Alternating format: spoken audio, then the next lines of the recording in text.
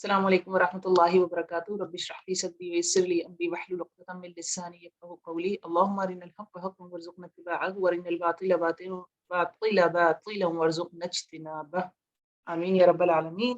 سورہ نساء کی آیت 23 سے دیکھیں گے، چوتھے پارے کی آخری آیت ہے۔ کیونکہ محرمات کی ڈیٹیل ہے اس لیے ہم نے اس آیت پچھلی دفعہ کنٹینیو نہیں کیا تھا، تو اب یہاں سے دیکھتے ہیں۔ اعوذ باللہ من الشیطان الرجیم، بسم اللہ الرحمن الرحیم۔ حرمت علیکم امہاتکم وبناتکم واخواتکم وعماتکم وخالاتکم وبنات الأخ وبنات الأخت وأمهاتكم اللاتي أرضعنكم وأخواتكم من الرضاعة وأمهات نسائكم وربائبكم اللاتي في حجوركم من نسائكم اللاتي دخلتم بهن فإن لم تكونوا دخلتم بهن فلا جناح عليكم وحلائل أبنائكم الذين من أصلابكم وأن تجمعوا بين الأختين إلا ما قد سلف إن الله غفور رحيم۔ حرام کر دی گئی تم پہ، حرام کر دی گئی سے کیا مراد ہے کہ کوئی مسلمان مرد نکاح نہیں کر سکتا ان سے۔ ان سے یہ ایک لسٹ دے دی گئی۔ اگر ہم پچھلی دیکھیں آیت، تھوڑا سا پچھلی آیت کو دیکھ لیں، آیت نمبر 22 کو دیکھیں تو وہاں کہا گیا تھا کہ اگر تمہارا باپ کا انتقال ہو جاتا ہے یا وہ کیونکہ پیچھے وراثت کے احکامات تھے، تو عرب میں ایک کلچر تھا کہ جب باپ مرتا تھا تو جو ستیلی مائیں ہوتی تھیں، سگی مائیں نہیں ستیلی مائیں، تو ان سے بیٹے نکاح کر لیا، اس کلچر کو ختم کیا گیا۔ تو وہاں ایک وہ چیز ہے جہاں نکاح نہیں ہو سکتا۔ اب مزید یہاں بتائیں گے کہ حرام کر دی گئی تم پر تمہاری مائیں، اس میں نانی دادی شامل کر لیں اور سگی ستیلی شامل کر لیں، وہ بناتکم اور تمہاری بیٹیاں، اس میں پوتی نواسی بھی شامل کر لیں اور سگی ستیلی بیٹیاں دونوں شامل کر لیں، وہ اخواتکم اور تمہاری بہنیں، وہ عماتکم اور تمہاری پھوپھیاں، وہ خالاتکم اور تمہاری خالائیں، وہ بنات الاخی اور بھتیجیاں، وہ بنات الاختی اور بھانجیاں، امہاتکم اللاتی ارضعنکم اور مائیں تمہاری جنہوں نے دودھ پلایا تم کو، اخواتکم من الرضاعہ اور تمہاری بہنیں کس سے؟ رضاعت سے۔ تین رشتے ہوتے ہیں انسان کی زندگی میں، ایک اس کے نسب سے چلتے ہیں، ایک رضاعت سے بنتے ہیں اور ایک شادی کے سسرالی رشتے ہوتے ہیں، سحری رشتے۔ تو پہلے نسب والے رشتے بیان کر دیے گئے، پھر اس کے بعد رضاعت، رضائی ماں اور رضائی بہن دونوں سے نکاح نہیں کر سکتا مرد۔ اب سسرالی رشتے، وَأُمَّهَاتُ نِسَائِكُمْ اور تمہاری بیویوں کی ماں یعنی ساسیں، ان سے بھی ساس ہے، بیوی کو طلاق دے دی یا انتقال ہو گیا، اب ساس سے شادی نہیں کر سکتا۔ وَرَبَائِبُكُمُ اللَّاتِي فِي حُجُورِكُمْ اور تمہاری زیر تربیت لڑکیاں، یعنی عورت کے پچھلے شوہر کی بیٹی، اگلے شوہر کی زیر نگرانی، ٹھیک ہے، ان سے بھی بندہ نکاح نہیں کر سکتا۔ من نسائکم اللاتی دخلتم بہن، لیکن اس کی ایک شرط کہ تم نے ان کی ماں کے ساتھ وہ تعلق قائم کیا۔ مثلاً ایک مرد شادی کرتا ہے کسی عورت سے، ابھی صرف نکاح ہوا ہے اور اس کی ستیلی بیٹی تھی، نکاح کے بعد ابھی تعلق قائم نہیں ہوا، طلاق دے دی گئی ہے، تو وہ اب طلاق کے بعد اس کی بیٹی سے نکاح کر سکتا ہے۔ لیکن ایک دفعہ تعلق قائم کر لیا اس عورت سے نکاح کے بعد، تو اب اس کی بیٹی سے، مطلب ماں کو طلاق دینے کے بعد بیٹی سے نکاح نہیں کر سکتا۔ فَإِن لَمْ تَكُونُوا دَخَلْتُمْ بِهِمْ پھر اگر نہیں تم دخول کر چکے ان پر، فَلَا جُنَاحَ عَلَيْكُمْ تو نہیں کوئی گناہ تم پر۔ وَحَلَائِلُ أَبْنَائِكُمْ اور بیویاں تمہارے بیٹوں کی، یعنی بہویں، بہوؤں سے بھی نکاح نہیں ہو سکتا۔ بیٹا ہے، سگا بیٹا، منہ بولا بیٹا نہیں، سگا بیٹا ہے اور اس کو وہ طلاق دیتا ہے اپنی بیوی کو، تو سسر اس سے نکاح، ٹھیک ہے۔ الذین من اصلابکم وہ جو تمہاری پشت میں سے، یعنی سگے بیٹوں میں، وان تجمعوا بین الاختین اور یہ کہ تم جمع کرو ایک وقت میں دو بہنیں، ایک وقت میں دو بہنیں جمع نہیں ہو سکتی، اور اس میں خالہ اور بھانجی بھی شامل ہے، اور پھوپھی اور بھتیجی کو بھی جمع نہیں کر سکتے۔ خالہ بھانجی پھوپھی بھتیجی اور دو بہنوں کو ایک وقت میں نکاح میں جمع نہیں کر سکتے۔ ہاں انتقال ہو جاتا ہے اس کا تو پھر بعد میں شادی کی جا سکتی ہے، الا ما قد سلف مگر جو تحقیق گزر چکا۔ ان اللہ کان غفورا رحیما بے شک اللہ تعالیٰ بخشنے والا اور رحم فرمانے والا ہے۔ اور رحیمہ، رحیمہ رحم فرمانے والا، کیونکہ یہ پیچھے جتنی بھی رشتے بتائے گئے نا، اگر ان میں شادی کا الاؤ ہوتے ان میں سے کچھ بھی، تو سب سے زیادہ جو پروٹیکشن ختم ہوتی وہ عورت کی، عورت سیکیور نہیں رہتی، بہن بھائی سے محفوظ نہیں رہتی۔ پھر آپ یہ دیکھیں کیونکہ یہ ایسے رشتے ساتھ ساتھ رہتے ہیں نا، دو بہنیں پھر آپس میں ایک وقت میں نکاح میں ہوتا تو کتنے لڑائی جھگڑے ہوتے۔ اچھا اب اور کیا مزید یہ لسٹ کنٹینیو رہی، والمحصنات من النساء الا ما ملکت ایمانکم اور جو شادی شدہ عورتیں، یعنی عورت کا ایک وقت میں ایک سے زیادہ نکاح نہیں ہو سکتا، تو جو شادی شدہ عورتیں ان سے مرد مسلمان مرد نکاح نہیں کر سکتا توقع کہ وہ بیوہ ہو جائے, متعلقہ ہو جائے, طلاق ہو جائے اسے. الا ما ملکت ایمانکم, مگر وہ جو لونڈیاں جن کے مالک ہوئے تمہارے دائیں ہاتھ, یعنی اگر لونڈی ہے اس میں آتی ہے, اس میں جنگ میں لونڈی ہاتھ لگتی ہے اور وہ پیچھے سے شادی شدہ ہے, اب اس کا شوہر مر گیا یا بھاگ گیا یا قیدی بن گیا, جو بھی کنڈیشن ہے اس کا نکاح فسخ ہو. اب جب وہ دوسرے نئے معاشرے میں آئیے, مسلمانوں کے ہاتھ آئیے, تو اس کو اس سے نکاح کیا جا سکتا ہے. اب آپ دیکھیں نا, کسی نہ جگہ تو ایڈجسٹ کرنا ہے نا ان کو, تو اسلام میں ایک طرح سے ان چیزوں کو, ان مسائل کو حل کیا گیا ہے. ٹھیک ہو گیا. کتاب اللہ علیکم, لکھی ہوئی بات ہے, یعنی اللہ نے فرض کر دیا تم پر, اب ان میں کوئی تبدیلی نہیں کر سکتا. ان شارٹ یہ وہ احل لکم ما وراء ذالکم, اور حلال کیا گیا تمہارے لیے جو علاوہ ہیں اس کے. ان تبتغوا باموالکم محسنین غیر مسافحین, یہ کہ تم تلاش کرو اپنے مالوں کے ساتھ نکاح کو, نہ کہ بدکاری کو. اب یہاں پہ متع کا ٹاپک بھی آ جائے گا اسی کے ساتھ, جو کہ اہل تشیع کا. نکاح کا کیا مقصد ہونا چاہیے کہ آپ بدکاری نہ کریں. نکاح اس لیے نہیں کریں کہ ہم نے یہ والا کام کرنا, کیونکہ آگے آ رہا ہے نا, فمستمتعتم به منهن فآتوهن اجورهن فریضہ, جو فائدہ اٹھایا تم نے ان عورتوں سے تو پھر ان کو ان کے مہر بھی دو. فمستمتعتم, یہ کہتے ہیں اہل تشیع کے متع کا لفظ ہے باقاعدہ, متع کہتے ہیں فائدہ اٹھانے کا. فمستمتعتم, جو فائدہ اٹھایا تم, تو عورت اپنا گھر بار سب چھوڑ کر آ رہی ہے اور سب کچھ آپ کے نام کر رہی ہے اپنا, تو پھر آپ اس کو مہر دیں. مہر لازم ہے, فریضہ فرض ہے, تو مہر نکاح کی شرط ہے. ولا جناح علیکم فیما تراضیتم به من بعد فریضہ, اور کوئی گناہ نہیں ہے ان دونوں پر اگر وہ اس فرض کی ادائیگی کے بعد باہم رضامند ہو جائیں. یعنی بیوی کہے کہ اچھا مہر مجھے نہیں چاہیے, آپ رکھ لیں, یا وہ کہے کہ اچھا ٹھیک ہے یہ مہر تو مجھے دے دیا آپ نے, آپ یہ فلاں کام میں لگا دیں یا استعمال کر لیں, آپس میں بعد میں آپس کی انڈرسٹینڈنگ ہو تو کوئی ایشو نہیں, لیکن فرض ہے, شرط ہے, دینا ہے آپ نے. ان اللہ کان علیما حکیما, بے شک اللہ تعالیٰ ہے جاننے والا, حکمت والا. ومن لم یستطع منکم طولا ان ينكح المحصنات, اور جو کوئی استطاعت نہیں رکھتا ہو تم میں سے, یعنی اتنی فراغی نہ ہو, مہر نہ دے پائے کہ وہ کسی محسن عورت سے نکاح کر سکے. محسنات یعنی آزاد عورتوں سے. عرب کا معاشرہ ذہن میں لائیے, لونڈیاں بھی ہیں اور آزاد مومنہ عورتیں بھی.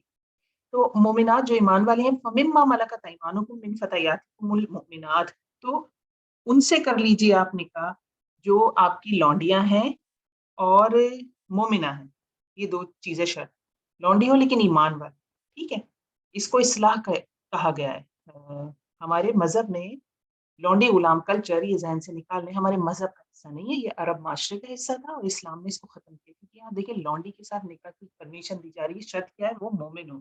واللہ اعلم بایمانکم, اور اللہ تعالیٰ جانتا ہے کہ تمہارے اور اللہ زیادہ جانتا ہے بی ایمانکم, تمہارے ایمان. بعضکم من بعض, بعض تم میں سے بعض میں سے ہیں. فنکحوہن باذن اہلہن, تو نکاح کر لو ان سے ساتھ اذن کے ان کے سرپرست کے. اب یہاں سرپرست سے کیا مراد ہے کہ جو جب شادی کر رہے ہیں آپ, تو سرپرست کی بھی مطلب لازم ہو کہ آپ پوچھیں اس سے. اس میں خاص کر کے مراد لونڈی وغیرہ ہے. اب لونڈی کسی اور کی ہے, آپ اس سے نکاح کرنا چاہتے ہیں, تو ایسے نہیں آپ نے نکاح کرنا, کسی اور کی لونڈی, تو آپ کو جا کے وہ جو اس کا مالک ہے اس سے ڈسکس کرنا پڑے گا, اس سے پرمیشن لینی پڑے گی. آتوہن اجورہن, اور ان کو بھی مہر دو ان کے. اب یہ نہیں کہ لونڈی سے شادی کر رہے ہیں تو ہم مہر نہیں دیں گے. مثال کے طور پر ایک معاشرے میں ایک ایسی عورت ہے جو مومنہ ہے, اس کا مہر بہت زیادہ ہے, تو لونڈی کا مہر تھوڑا کم ہوگا, تو آپ اس سے اس طرح سے نکاح کر سکتے ہیں. اجورہن بالمعروف محسنات غیر مسافحات, ساتھ معروف طریقے سے نکاح میں لانے کی نیت سے, بدکاری کرنے کی نیت سے نہیں. ولا متخذان اخدان, اور یہ جو لونڈیاں ہوں یہ چھپے دوست بنانے والی نہ ہوں. فاذا احسن, پھر جب وہ قید نکاح میں لائی جائیں, فان اتینا, پھر اگر آئیں, بفاحشۃ, بے حیائی کو, فلہن نصف ما علی المحصنات, تو آدھی سزا ملے گی ان پر جو سزا کسی آزاد مسلمان عورت کو ہے. دیکھیے وہاں لونڈیوں سے سب سے مطلب ایک کہنا چاہیے سب سے زیادہ ارننگ کا جو کاروبار لونڈی سے کروایا جاتا تھا, وہ فحاشی کروائی جاتی. تو اب کوئی غلام ہے, مسلمان ہے, اس لونڈی سے شادی کرنا چاہتا ہے, تو وہ یہ چیزیں دیکھ لے کہ شادی کے بعد وہ چھپے ہوئے دوست نہ بنا رہی ہو, وہ بدکاری نہ کر رہی ہو. اگر وہ واپس اپنی اسی بدکاری پہ آ جاتی ہے تو پھر اس کی سزا بھی کیا ہے, آدھی ہے, 50 کوڑے. ویسے تو شادی شدہ اگر مومن مسلمان آزاد عورت ہوگی تو 100 کوڑے. لونڈیا کو کیا سزا ملے گی, 50 کوڑے. من العذاب, عذاب میں سے, یعنی سزا میں سے. ذالک لمن خشی العنۃ منکم, یہ واسطے اس کے ہیں جو ڈرے گناہ کرنے سے, اللہ سے ڈرے. وان تصبروا, اور اگر تم صبر کر لو, خیر لکم, بہتر ہے تمہارے لیے. یعنی لونڈی سے نکاح کرنے سے بہتر یہ بھی ہے کہ آپ صبر کر لیں. آپ کو پتا ہے آپ تھوڑے سے اچھے فیملی کے ہیں, اچھا اب اس میں یہ مت سمجھیے گا کہ میں تفریق کر رہی ہوں, نہیں. جس طرح کے اسٹینڈرڈ میں بندہ رہتا ہے, اس کا دماغ, اس کی سوچ, اس کے معاملات ویسے ہی ہو جاتے ہیں, اور آپ نے خاندان بس. اس لونڈیا سے شادی کر کے بچے ہوں گے اور وہ بچوں کی تربیت کرے گی، ماں ہی کرتی ہے نا، تو اگر اللہ رب العزت فرمانے کہ صبر کر لو تو زیادہ بہتر ہے۔ ہاں دیکھیے آگے مزید حکم آ جائے گا کہ اپنی لونڈیوں کی غلاموں کی شادی بھی کرو، تو اچھی بات ہے کہ لونڈی کی کسی غلام سے شادی کر دی جائے، ان کے ذہنی جو لیول ہے وہ ملتا ہوگا۔ یریدو چاہتا ہے اللہ لیبین لکم ویہدیکم سنن الذین من قبلکم ویتوب علیکم، اللہ چاہتا ہے کہ بیان کر دے تمہارے لیے، تمہاری رہنمائی کرے ان طریقوں کی، ان لوگوں میں سے جو تم سے پہلے تھے، اور مہربان ہو تم پر، واللہ علیم حکیم، اور بے شک اللہ تعالیٰ علم والا اور حکمت والا ہے۔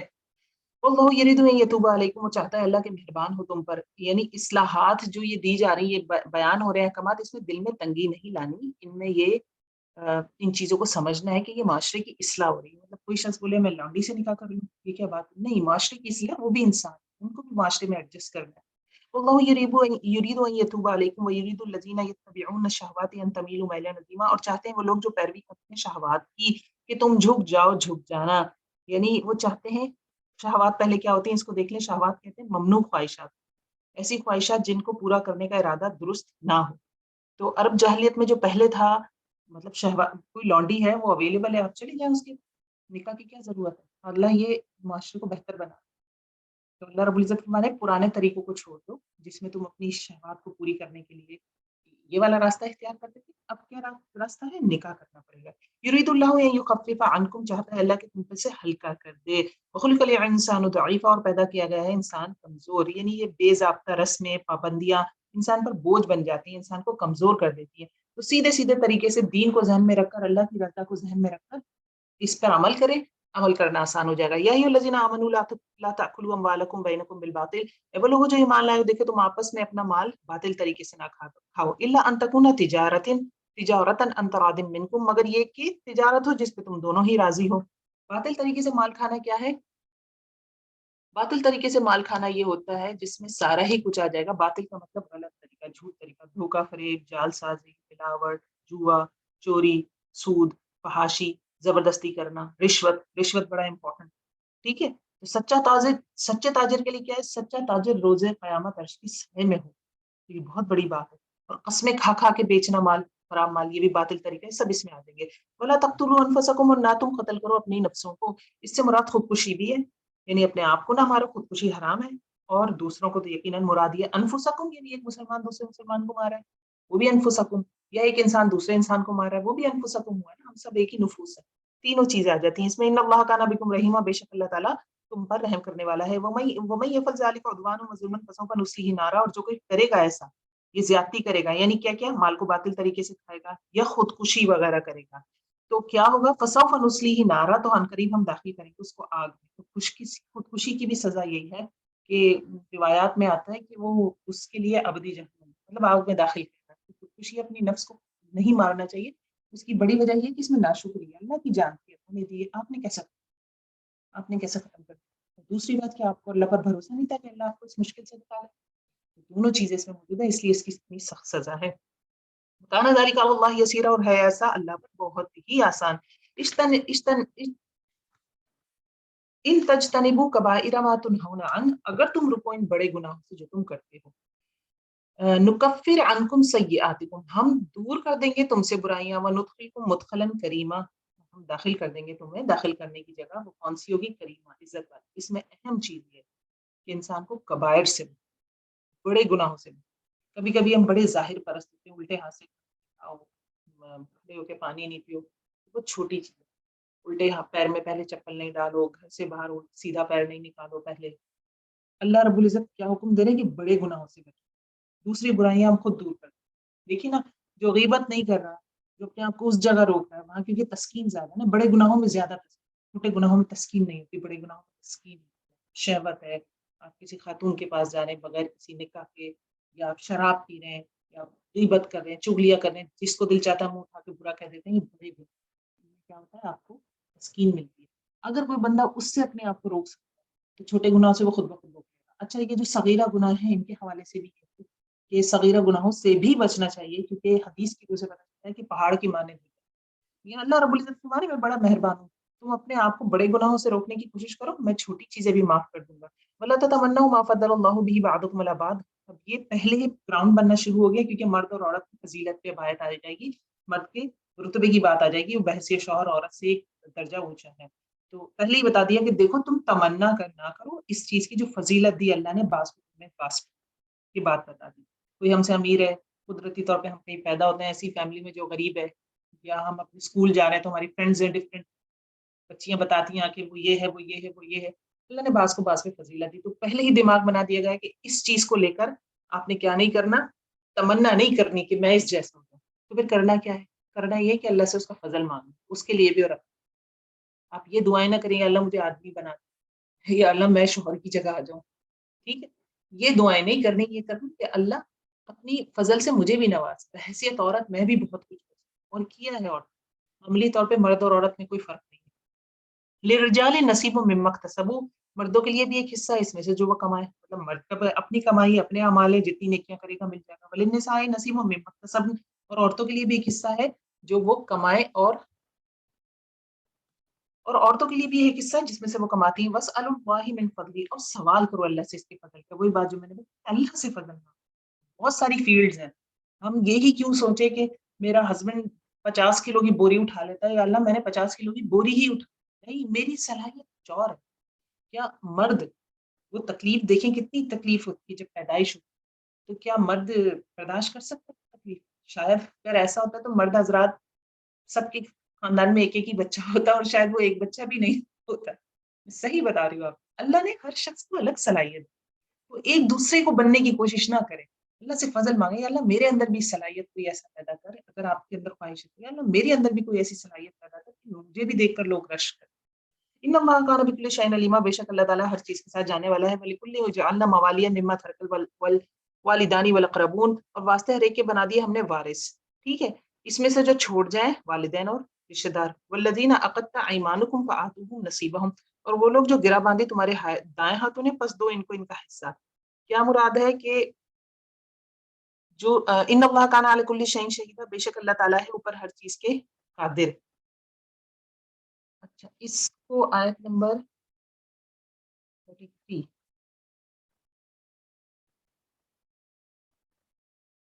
اچھا، یہ ورثے سے جڑی ہوئی آیت ہے.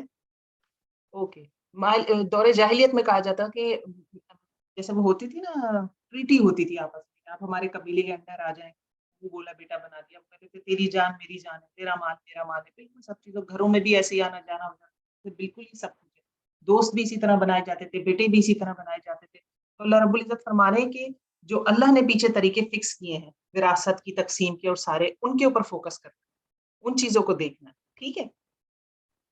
اچھا جی، الرجال قوامون علی النساء، جناب آ گئی وہ آیت. ان اللہ کان علی کل شیء شہیدا، بے شک اللہ تعالیٰ ہے اوپر ہر چیز کے گواہ. الرجال قوامون علی النساء، مرد قوام ہے عورتوں پر. ٹھیک ہے، قوام کیا ہوتا ہے؟ یہاں پہ بلندی پتہ چلی، مرد کی بلندی پتہ چلی، اس کا رتبہ پتہ چل رہا ہے کہ وہ ایک درجہ اوپر ہے. پہلے بھی ہم پڑھ چکے ہیں، وجہ بھی بتا دوں گی آگے. وجہ اللہ نے بتائی. قوام کا پہلے دیکھیں. قوام کہتے ہیں ذمہ دار کو، قوام کہتے ہیں محافظ کو، منتظم کو جو انتظام کرتا ہے چیزوں کا، مدبر کو، متکفل جو کفالت کرتا ہے، اور نگہبانی کرنا بھی مراد ہے، ضرورتوں کا خیال رکھنا، نگہداشت کرنا. تو قوام سے یہ قوام سے یہ مراد نہیں کہ گھر میں شوہر سے وہ چار آواز لاؤ کھانا لے کر آؤ کے لیے، میرے کپڑے کیوں نہیں استری کے. یہ قوام نہیں. قوام یہ ہے جو چیزوں کو مینج کرے گا، سنبھالے گا، چیزوں کی ضروریات کا خیال رکھے گا، کون سی چیز چاہیے کون سی چیز نہیں چاہیے. اور بوجہ کس کے؟ بما فضل اللہ بعضهم علی بعض، بوجہ اس کے جو فضیلت دی اللہ نے ان میں سے بعض کو اوپر بعض کے. سیدھی سی بات ہے، اللہ نے اسے قوام بنا دیا تو بھائی بنا دیا قوام، کہ اللہ نے فضیلت دی، اس کو قبول کریں، اس میں جھگڑا نہ کریں. آپ کو ذہنی طور پر پریشان رہیے اگر آپ ایسے سوچیں گے. وبما انفقوا من اموالہم، اور بوجہ اس کے جو انہوں نے خرچ کیا اپنے مال سے. تو دو چیزیں، مال بھی خرچ کریں، آپ بھی خرچ کریں نا اتنا مال، تو آپ کو بھی چیز آئے گی ذہن میں کہ اچھا یار میں خرچ کر رہا ہوں، یہ میں خرچ کر رہی ہوں. اچھا، اب اس میں عورت کے اوپر بوجھ نہیں، لیکن اگر وہ خود کمانا چاہے، پارٹیسپیٹ کرنا چاہے گھر میں تو کر سکتی ہے. لیکن اگر عورت 50 کروڑ بھی کما رہی ہے مہینے کی تو اس پہ لازم نہیں کہ وہ 1 روپے بھی. بس صالحات، پس نیک عورتیں وہ ہیں جو قانتات، فرما بردار ہیں، حافظات، حفاظت کرنے والیاں ہیں، للغیب، غیب کے لیے، بما حفظ اللہ، بوجہ اس کی جو اللہ نے حفاظت کی. تو بیوی کا کیا حکم ہے اس کنڈیشن میں؟ شوہر کی باتیں ادھر کرنا لگا. میجورٹی کا معاملہ یہ ہوتا ہے کہ جناب شوہر سے لڑائی ہو گئی، سب سے پہلے اپنی ماں کو فون کیا، پھر بہن کو فون کیا، پھر دوست کو فون کیا. یہ رویہ ہے میرے سے. آپ نے 4-5 باتیں کی، اپنا دل ہلکا کیا، رات میں احساس ہوا رات میں شوہر کوئی آپ کی پسند کی چیز لے کر آ گیا، پھول لے کر آ گیا، آپ کا جھگڑا ختم ہوا. وہ جن سے آپ نے فون کیا تھا وہ نہ صرف پریشان ہے بلکہ ان کے ذہن میں یہ امیج بن گیا کہ اچھا یہ شوہر ایسے رکھتا ہے. تو اللہ رب العزت فرما رہے ہیں غیب کی بات کی حفاظت کرتی ہے. ہن لباسکم انتم لباس لہم، وہ تمہارا لباس ہے، تم ان کے لباس. عورت تو لباس ہے مرد، اس کی عیب چھپائے گی، اس کی بری چیزیں، بری عادتیں دوسروں کو نہیں بتانی. واللاتی تخافون نشوزہن، اب یہ بھی بڑی کنٹروورشل آیت ہے، اس کو کنٹروورشل بنا دیا گیا اس آیت کو. اس کو ذرا سمجھ لیں، جبکہ اتنی پیاری آیت ہے، اگر اس کو تھوڑا سا پازیٹیو وے میں دل کو ٹھنڈا کر کے اور دماغ میں سے جو پہلے گراؤنڈ بنے ہوئے گراؤنڈ کو ذرا پیچھے کھسکا کے دیکھیں. واللاتی، اور وہ عورتیں، تخافون تم ڈرتے ہو، نشوزہن ان کی سرکشی سے. ٹھیک ہے، تو کیا کرنا ہے، فاعظوہن، اگر بیوی ایسی ہے جس نے تنگ کر کے رکھ دیا، سر کھا گئی ہے، ہر وقت جھگڑے، ہر وقت لڑائی، ہر وقت جھگڑے، نشوز کی حد پہ جا چکی ہے، تو کیا کرنا ہے، شوہر کو بتایا گیا فاعظوہن، تو ان کو نصیحت کرو. پہلی سٹیپ. اگر پھر بھی باز نہیں آتی، وہجروہن، تو چھوڑ دو ان کو، علیحدہ کر دو ان کو. یعنی گھر میں نظر، وہ کہتے ہیں نا کہ ساتھ نہیں بیٹھنا، بات نہیں کرنا، سب چیزیں ایک طرح سے اس کو سزا دے رہے ہیں تاکہ وہ سیدھی ہو جائے. پھر مداجی، اور کہاں چھوڑنا ہے ان کو، مداجی بستر الگ، ساتھ نہیں بیٹھو، ساتھ نہیں سو رات کو. اب بھی باز نہیں آ رہی تو وَضْرِبُوهُنَّ، تو مارو ان کو. اب یہ کیسا مارنا ہے، یہ وہ والا مارنا نہیں ہے جس میں نیل بنا دے، وہ والا مارنا نہیں ہے جو چپل سے ڈنڈوں سے پٹائی. یہ بہت ہلکا مارنا ہے، نہ مارنا. ٹھیک ہے. اب جب مرد نشوز کرتا ہے نا، وہ بھی آگے آیا تھا، یہ تو عورت کو بھی بتایا گیا کہ کیا کیا کرنا. وہاں عورت کو نہیں کہا گیا کہ مارو. کیوں؟ اب آپ سوچیں گے اچھا مرد کو تو کہہ دیا گیا کہ مارے، عورت کو تو کہا نہیں گیا مرد کو مارے. اب میں آپ کو بتاؤں کہ ایک 4 فٹ کا آدمی 6 فٹ کے دارا سنگھ سے لڑے گا، کس کی بٹائی زیادہ لگے گی؟ 4 فٹ والے پٹے گا نا. آپ اپنے شوہر سے کو مارنے کی کوشش کریں گی تو پٹنا آپ نہیں ہے دوبارہ.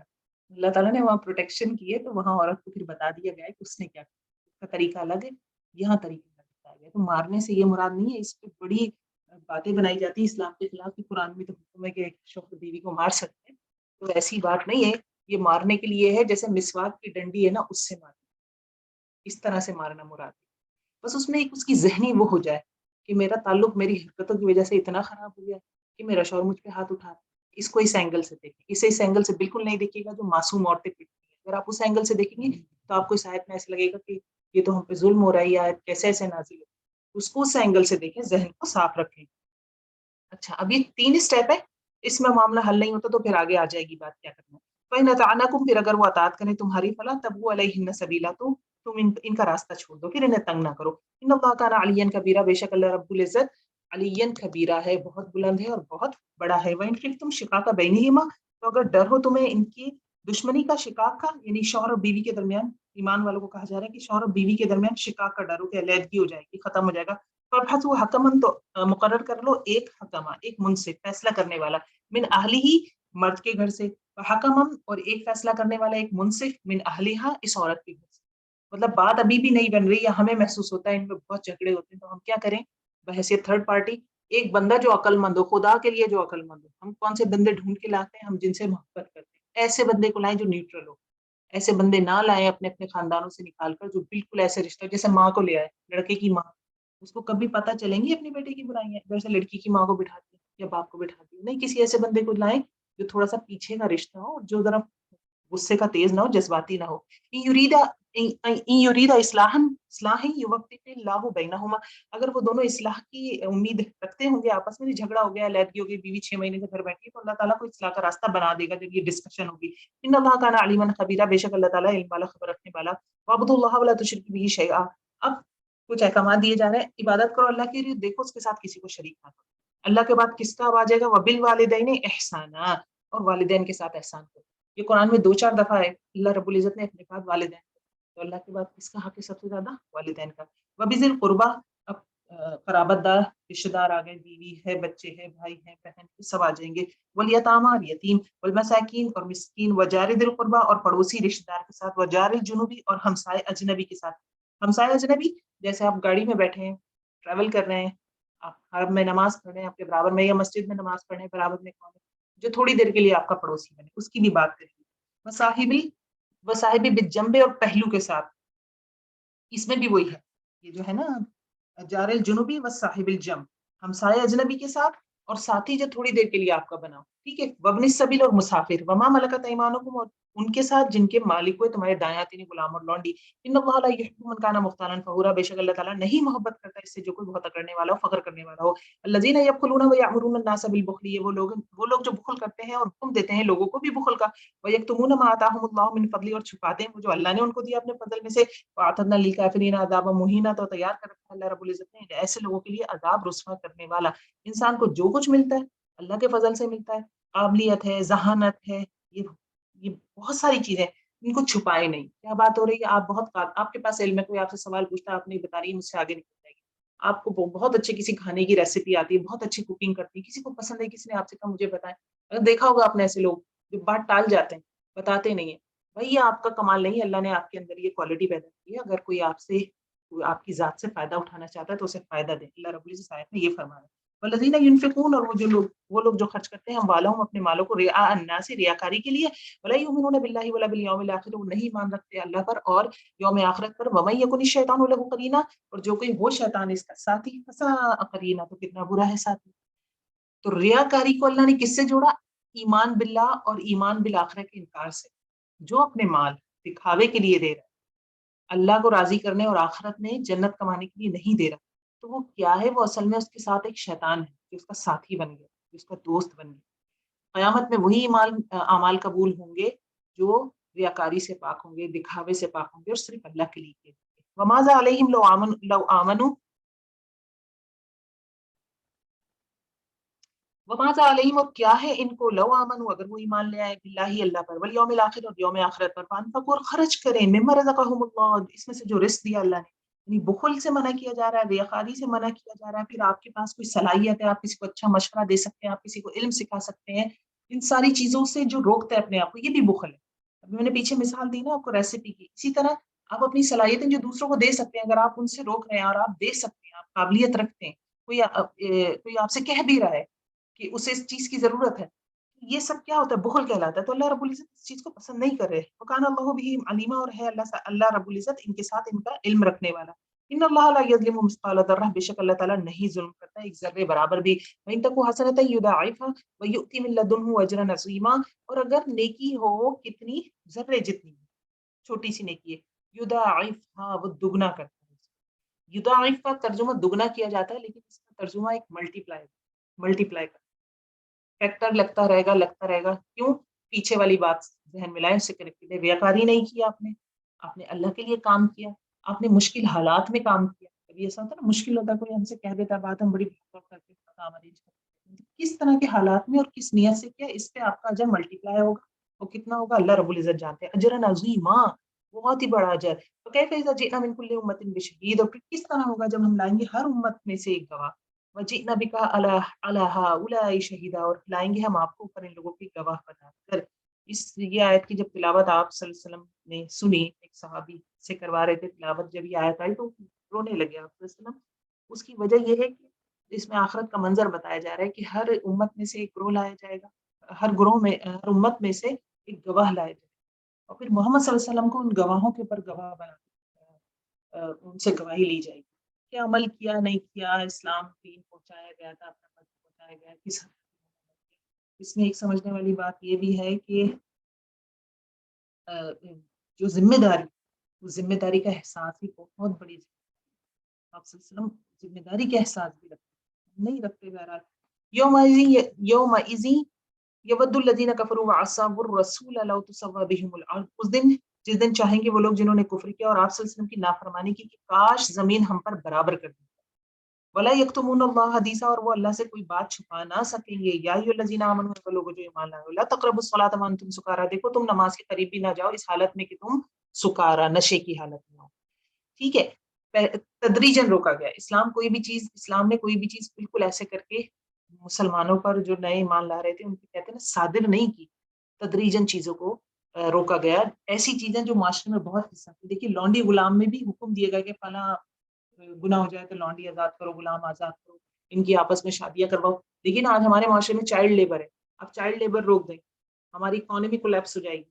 اتنے بچے کام کرتے ہیں. اب گورنمنٹ کو کیا چاہیے؟ تدریجاً ایسی پالیسیز بنائے کہ آہستہ آہستہ آہستہ آہستہ بچے کام نہ کریں، اسکولوں کی طرف جائیں. وہی معاملہ اسلام اصولی بات کرتا ہے، تو اصول ایک دے رہا ہے کہ آہستہ آہستہ چیزوں کو ختم کیا جائے. اب یہاں حالت نشے میں پہلے نماز کی طرف جانے سے روکا گیا، ابھی شراب حرام کرنے کی آیت نہیں آئی تھی. حتی تعلموا، یہاں تک کہ تم جان لو، ما تقولون، جو تم کہہ رہے ہو نماز میں کہہ کیا رہے ہو. تمہیں کیسے پتا چلے گا اگر تم حالت نشے کی حالت میں ہو. اور کب نہیں جانا نماز کی طرف؟ ولا جنوبن، ناپاکی کی حالت میں بھی نہیں جانا. جنبی نماز نہیں پڑھ سکتا. الا عابری سبیل، یہاں تک کہ راستہ عبور کرنے والے. تو مسجد سے جنبی گزر سکتا ہے، غسل نہیں کیا حالت جنابت ہے، مسجد سے گزر سکتے ہیں، لیکن کیا نماز نہیں پڑھ سکتے، ٹھہر نہیں سکتے، بیٹھ نہیں سکتے حالت حیضگی سے. یہ اگر حائضہ عورت ہے تو مسجد میں جا کے جہاں سجدے کیے جاتے ہیں وہاں نہیں بیٹھ سکتی. یہاں چکن شوز رکھے گئے ہیں، پانی کا ڈسپینسر لگا ہے، تھوڑی سی ہٹ کی جگہ ہے، مجبوری ہے تو آپ بیٹھ سکتے ہیں. اس میں بھی دو رائے ہیں. علماء کرام کہتے ہیں کہ نہیں، حائضہ عورت ہے، جیسے آپ حرم گئے اپنی شوہر کے ساتھ، اب آپ کا وہاں 10-15 دن کا اسٹے تھا اور آپ پر یہ والے دن آ جاتے ہیں، تو اب ترتیب تو یہی ہے کہ آپ نے فیملی کے ساتھ ہی موو کرنا ہے. اب آپ حرم جائیں گے، اب آپ کیا کریں؟ اب اس میں دونوں رائے موجود. کچھ علماء کرام کہتے ہیں چلی جائیں آپ حرم، نماز وغیرہ تو کنفرم نہیں پڑیں گے لیکن آپ چلی جائیں، آپ کی مجبوری ہے. ٹھیک ہے، تو جا بھی سکتے ہیں. میں نے خود دیکھا جب وہاں پہ کام کرنے والی خواتین ہیں تو وہ جماعت ہو رہی تھی تو وہ بیچ میں بیٹھی تھی، سب بیٹھی ہوئی تھی لیکن نماز ادا نہیں کر رہی. تو کس چیز کو روکا؟ جبکہ وہ ڈیوٹی نہیں دے رہی تھی. تو مجبوری کی حالت میں یہ ہے کہ ہم مسجد میں قیام بھی کر سکتی ہیں، بیٹھ بھی سکتی ہیں. حتیٰ تک تصلوا، یہاں تک کہ تم غسل کر لو. وان کنتم مرضی، اور اگر تم مریض والا سفرین یا سفر پہ ہوئے، او جاء احد منکم من الغائط، کہ آئے کوئی تم میں سے جائے حاجت سے، او لامستم النساء، تم نے عورتوں کو چھوا ہو، یعنی وہ والی چیزیں کام کیا ہو. فلم تجدوا ماء، تو اگر تم پانی نہ پاؤ، فتیمموا صعیدا طیبا فامسحوا، تو تم تیمم کر لو پاکیزہ مٹی سے. اچھا، تیمم کا طریقہ آ رہا ہے. صعیدا طیبا، پیچھے میں آپ کو ایک بات بتا دوں کہ من الغائط کی جو بات آئی ہے، جائے مطلب واش روم سے آپ آئے ہیں تو وضو واجب ہو گیا، تو وضو کا بھی ریپلیسمنٹ ہے تیمم. پھر اولا مستم النساء، عورت سے چھوا حالت جنابت ہوگی تو اس کا بھی ریپلیسمنٹ ہے تیمم. وجہ اس کی کس کنڈیشن میں ہم تیمم کر سکتے ہیں؟ نمبر 1 پانی نہ ہو، نمبر 2 آپ کو کوئی بیماری لاحق ہو جائے پانی سے. دونوں کنڈیشن ہے. اب اس میں جیسے بہت سردی ہے تو بھی، ہماری سردی نہیں، میں کو پولر جو ریجن سے ان کی بات کرتی ہوں، تو آپ پانی ہوتے ہوئے بھی تیمم کر سکتے ہیں. آپ کو پتہ ہے میں نے منہ پہ پانی لگایا تو میں شاید بہت شدید بیمار ہوں. ٹھیک ہے. اچھا، اس میں کچھ علماء کرام بہت فلیکسیبلٹی شو کرتے ہیں، جیسے وہ جہاز ہے، جہاز میں کہتے ہیں آپ جہاز میں کیسے آپ وضو کریں گے؟ وہاں کھڑے ہو کے چھوٹا سا واش بیسن ہوتا ہے، آپ سارا کچھ گیلا کر آ جائیں گے اس کے واش روم. تو وہاں پہ بھی آپ جو سیٹس ہوتی ہیں ان پہ ہلکی سی گرد ہوتی ہے، یا کہیں بھی آپ کو جہاز میں کوئی دیوار ہے جہاز کی، اس کے ہاتھ پھیر کے ڈسٹ ہوتی ہے، آپ اسے تیمم کر لیں. کافی سارے احکامات اس کی کم وقت میں ہم ایکسپلین نہیں کر سکتے. طریقہ کیا ہے تیمم کا؟ فمسحوا، تو مسا کرو بوجوہکم ایدیکم، اور اپنے چہروں کا اور اپنے ہاتھوں کا. تو یہاں کیا کرنا ہے؟ پاک مٹی لینی ہے، آپ نے ہاتھ دونوں رکھنے اور ہاتھوں کو جھاڑ دینا ہے. ایسے ایک دفعہ جھاڑ دیں. تو اس میں مسا میں یہ مراد نہیں مٹی ملنی، مٹی پہ ہاتھ ٹچ کی، پاک مٹی ہونی چاہیے. گرد بھی ہو سکتی ہے، ڈسٹ بھی ہو سکتی ہے، ٹیبل پہ ڈسٹ ہے اس سے بھی مسا ہو جائے. وہ اپنے ہاتھ ہلکے سے جھاڑے اور ان کو پھیر لیا ایک دفعہ اپنے چہرے پہ، تھوڑی وغیرہ کانوں کی طرف، پیشانی پوری، اور پھر اپنے ہاتھ آگے پیچھے سے کہاں تک؟ کلائیوں. ٹھیک ہو گیا؟ یہ بس تیمم ہو گیا. ان اللہ کان عفوا غفورا، بے شک اللہ تعالیٰ ہے معاف کرنے والا، بخشنے والا. الم تر الی الذین اوتوا نصیبا من الکتاب یشترون الضلالۃ ویریدون ان تضلوا السبیل، کیا نہیں تم نے دیکھا ان لوگوں کی طرف جو دیے گئے ایک حصہ کتاب میں سے، وہ خریدتے ہیں گمراہی کو اور وہ چاہتے ہیں کہ تم بھٹک جاؤ راستے سے. کون مراد ہے؟ علماء یہود مراد. ٹھیک ہے. اور کس لیے؟ کہ وہ کتاب کے الفاظ پڑھتے تھے، عمل نہیں کرتے تھے. ایک حصے کی بات ہوئی. پوری کتاب ان کو ملی تھی، جو پوری کتاب ان کو ملتی ہے یا ان کو ملی یا ان کے لیے ملی کہی جائے گی تو پوری پڑھ کے پورا عمل کرتے. ٹھیک ہے. جو پوری تو ملی ہے لیکن عمل تھوڑے پہ کرنا، تو ایک حصے پہ عمل کرتے. تو وہ خرید رہے ہیں گمراہی کو اور وہ چاہتے ہیں کہ تم بھی بھٹک جاؤ، یعنی خود بھی عمل نہیں کرتے، دوسروں کو بھی نہیں کہیں گے. دیکھیں نا، میں حجاب نہیں کرتی، میں کیسے کسی کو کہوں کہ آپ حجاب کر لو؟ یا میں نماز نہیں پڑھتی تو میں کیسے کسی کو؟ وہ مائیں جو اپنے بچوں کو کہتی ہیں خود نماز نہیں پڑھ رہی، وہ بچوں کو بھی نہیں کہہ پاتی. جو خود فجر میں سوتا رہتا ہے وہ دوسرے کو بھی نہیں جگا پائے گا. وہ کہے گا میرے لیے اٹھنا اتنا مشکل ہے، میرا بچہ تو اتنا چھوٹا ہے، یہ کیسے کرے؟ ٹھیک ہے. واللہ اعلم باعدائکم، اور اللہ جانتا ہے تمہارے دشمنوں کو. وکفی باللہ ولیا، اور کافی ہے اللہ دوست. وکفی باللہ نصیرا، اور کافی ہے اللہ رب العزت مددگار. من الذین ہادوا یحرفون، ان لوگوں میں سے جو یہودی ہو گئے وہ کیا کرتے ہیں؟ یحرف، وہ تحریف کرتے ہیں، یعنی آؤٹ آف کانٹیکسٹ باتوں کو بیان کرنا، تورات کے الفاظ کو توڑ مروڑ کے بیان کرنا، تورات کی آیات میں بات کچھ ہو رہی ہے اور اس کو کسی اور آیت کے ساتھ جوڑ کے بیان کرنا. تو یحرفون الکلمہ، وہ تحریف کرتے ہیں بعد میں، ام مبادی، اس کی جگہوں سے. آج بھی ایسے ہی ہوتا ہے، آؤٹ آف کانٹیکسٹ قرآن کی آیات بیان کی جاتی ہے جو غरीब सीधे साधे यहूदी देहाती लोग होते हैं, आप उनको देखिए, वो अपने उलमाओं को कहते हैं अच्छा बस ये कुरान की आयत पढ़ रहा है ना, बस ठीक है, उन्हें ये पता होता है कुरान की आयत, उन्हें नहीं पता किस मौके पे नाजिल हुई, किस बात के लिए नाजिल हुई, और हम पे लगती है या नहीं लगती, इस हवाले से जो मसला हम लेकर आए। वो यक़ूलूना समिअना व असमअना, वो कहते हैं कि सुना हमने और नाफरमानी की हमने। क्या? इसमें यहूदी भी हैं और वो लोग भी हैं जिनके दिल में ईमान नहीं है। तो उन पर उनको, यहूदी तो अपने मज़हब की बात है, और जो जिनके दिल में ईमान नहीं है, जो बहुत ही कमज़ोर ईमान है, जो मुनाफ़िक़त में कहीं आगे हैं, तो वो इस्लाम के हवाले से कि समिअना व असैना, कभी-कभी रवैया हमारा भी बहरहाल हो जाता है, समिअना व असैना वाला सुन तो लेते हैं लेकिन अमल करना मुश्किल लगता है, तो ज़बान से कोई कह नहीं सकता ना कुरान की आयत नहीं नाफरमानी करेगा, अमली तौर पे कर जाते हैं, अल्लाह माफ़ फरमाए सबको। वस्मा, और सुनो, गैर मुस्मा, ना सुनवाए जाओ। यानी क्या कहते थे, ये बहुत ही ज़बरदस्त आयत है। ये वो यहूदी मुनाफ़िकीन जो आप सल्लल्लाहु अलैहि वसल्लम की महफ़िल में मदीने में बैठा करते थे, वो जब आप सल्लल्लाहु अलैहि वसल्लम को ये आयत सुनाते तो सहाबा कराम का रवैया होता था, वो कहते थे समिअना व अताअना, हमने सुना और हमने माना। ये कहते थे व समिअना, सुना हमने, और हल्के से व असैना, हमने नहीं माना। और वो क्या, वस्मा गैर मुस्मा, लो भई मोहम्मद सल्लल्लाहु अलैहि वसल्लम तो ये बातें कर रहे हैं जो कभी नहीं सुनी। हम जब किसी की तारीफ़ करते हैं ना, तो हम इस तरह कहते हैं, आपने वो बात कही है जो मैंने कभी नहीं सुनी। मतलब आपका लहजा बदल जाता है, लहजे से बात के मायने बदल जाते हैं। तो वहाँ बैठ के वो इसी तरह कहते हैं कि वो बातें कर रहे हैं जो आपने कभी नहीं सुनी। राइना, और कहते हैं राइना, राइना कह देते हैं। राइना का मतलब है या मोहम्मद सल्लल्लाहु अलैहि वसल्लम हमारी रियायत करते हैं। सहाबा कराम आप सल्लल्लाहु अलैहि वसल्लम से कोई बात दोहराना चाहते थे, तो कहते थे राइना, हमारी तरफ देखें या रियायत करें या हमारी बात सुनें। तो ये हल्के से आइन को खींच दिया करते थे, राइना, यानी हमारे गडरिए, हमारे वो जो बकरियाँ चढ़ाता है ना वो। और कोई इनको कहता था तो कहते थे नहीं, हमने तो राइना ही कहा। लय्यम भी अलसिनते ही मोड़ते हैं अपनी ज़बानों को, वतानन फिद्दीन, और दीन में तानाज़नी करते हैं। वलो अन्नहुम, और अगर बेशक, क़ालू वो कहते, समिअना सुना हमने, व अताना और अताअत की हमने, वस्मा वंज़ुरना और सुनो और देखिए हमको, लकाना खैरल लहुम, तो अलबत्ता बेहतर होता तुम्हारे लिए, व अक़वम, और ज़्यादा दुरुस्त होता।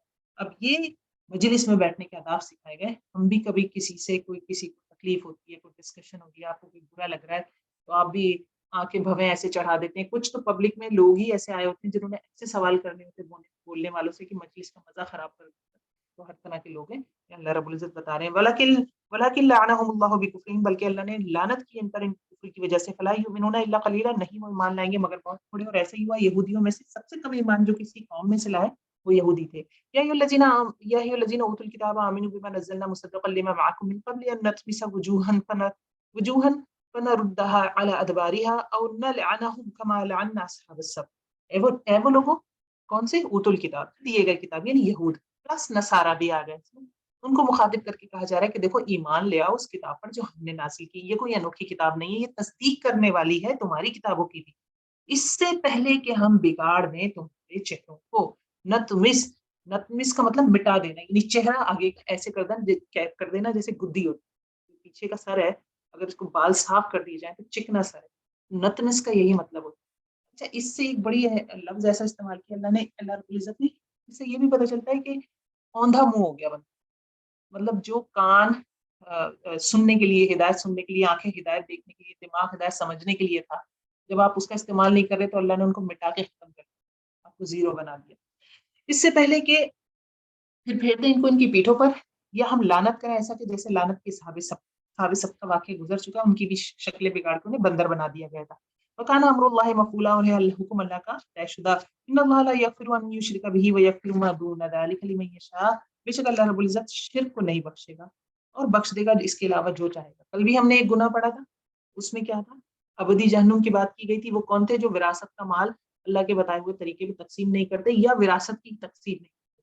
माँ-बाप मर जाते हैं, उनके मकान, दुकान, जायदादें, ज़मीन, कारोबार सब पे कब्ज़ा किए बैठे रहते हैं दूसरे बहन-भाई। के लिए भी थी अबदी जहन्नुम थी।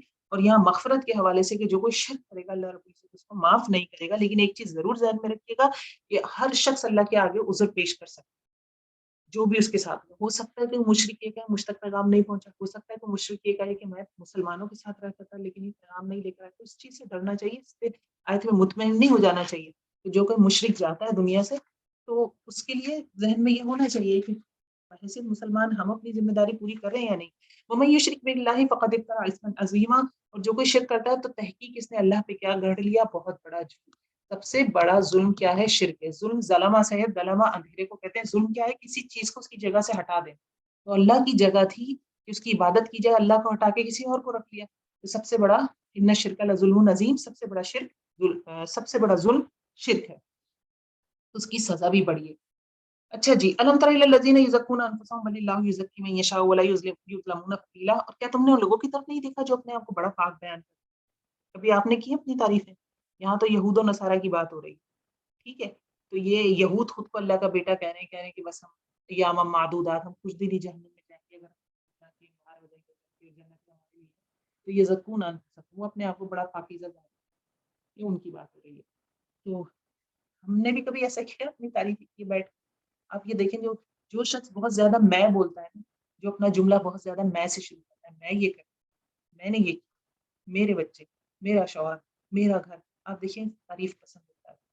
تو اللہ رب العزت فرما رہے ہیں ولا تزکو، یہاں پہ وہ آیت نہیں ہے، بہرحال آگے آ جائے گی۔ اللہ رب العزت ہمیں فرماتے ہیں کہ اپنے نفسوں کو پاکیزہ نہیں ظاہر کرو، میں تمہیں اس وقت سے جانتا ہوں جب تم ماں کے پیٹ میں نے یہ تمہیں بتایا، مجھے پتا ہے کہ تم کتنے پاکیزہ ہو۔ تو یہاں بھی اللہ رب العزت فرما رہے ہیں بل اللہ یزکی من یشاء، بلکہ اللہ پاک کرتا ہے جس کو چاہتا ہے، ولا یظلمون فتیلا، اور وہ ظلم نہیں کیے جائیں گے دھاگے برابر۔ انظر کیف یفترون علی اللہ الکذب، دیکھو کس طرح وہ گھڑتے ہیں اللہ پر جھوٹ، وکفی بہ اثما مبینا، اور کافی ہے اللہ اور کافی ہے ساتھ اس گناہ کے کھلم کھلا، کافی ہے ساتھ اس کے گناہ کھلم کھلا، کیا مراد ہوئی سے؟ اچھا، یہ جو شرک ہے، یہ گناہ بھی مراد ہے اس میں، کذب جھوٹ سے شرک بھی مراد ہے، اور یہ کہ جو اپنے آپ کو پاکیزہ اور نیک ظاہر کر رہے ہیں، ان کو بھی یہ بھی مراد ہے کہ یہ اللہ کے نام سے منسوب کریں۔ نہیں، اللہ نے نہیں کہا کہ یہ اللہ کے بیٹے ہیں، اللہ نے ایسی بات نہیں کی کہ اللہ کے محبوب ہیں۔ تو یہ جو ساری چیزیں گڑتے ہیں، اللہ پہ جھوٹ گڑتا ہے۔ تو اللہ رب العزت ان کے گناہوں کو دیکھ رہا ہے، اللہ کافی ہے، اللہ حساب لے گا ان سے۔ الم تر الی الذین، کیا نہیں دیکھا تم نے لوگوں کی طرف، اوتوا نصیبا، جو دیے گئے، 17 18، ہاں ٹھیک ہے، صحیح۔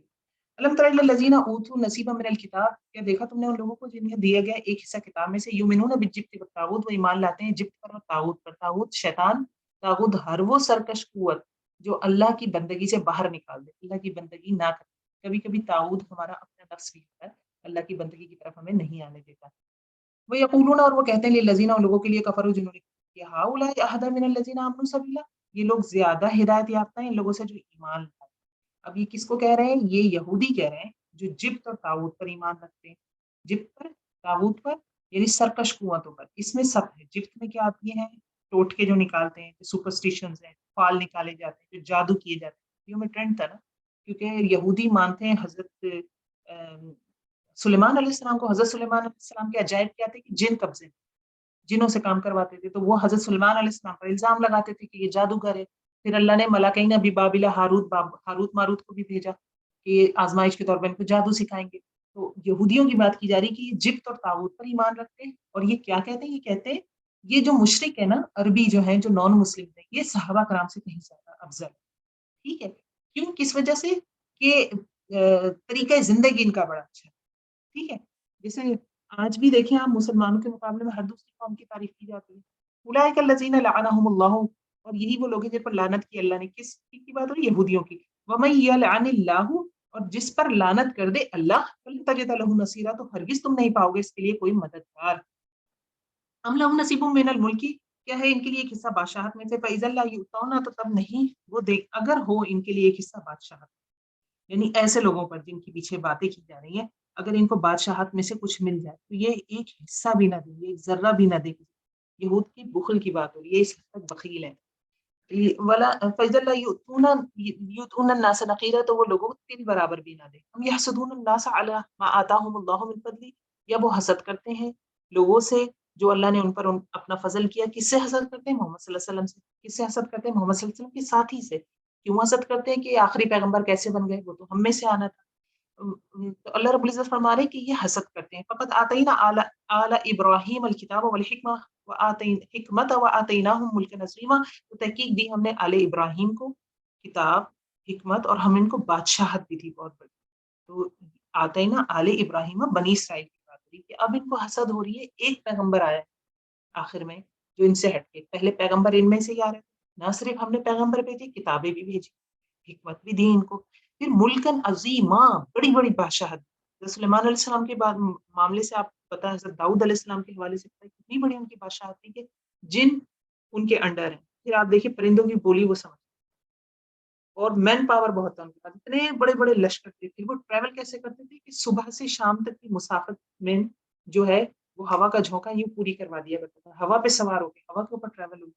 اللہ رب العزت فرما رہے ہیں انہیں تو بہت کچھ دیا ہے، اور ایک پیغمبر آ گیا ہے الگ سے کہ یہ اس قدر ظلم میں آگے بڑھ گئے، حسد میں آگے بڑھ گئے. فمنہم من آمن بھی، تو ان میں سے کوئی ہے جو ایمان لایا اس پر، ومنہم من صد عنہ، اور ان میں سے کوئی رک گیا اس سے.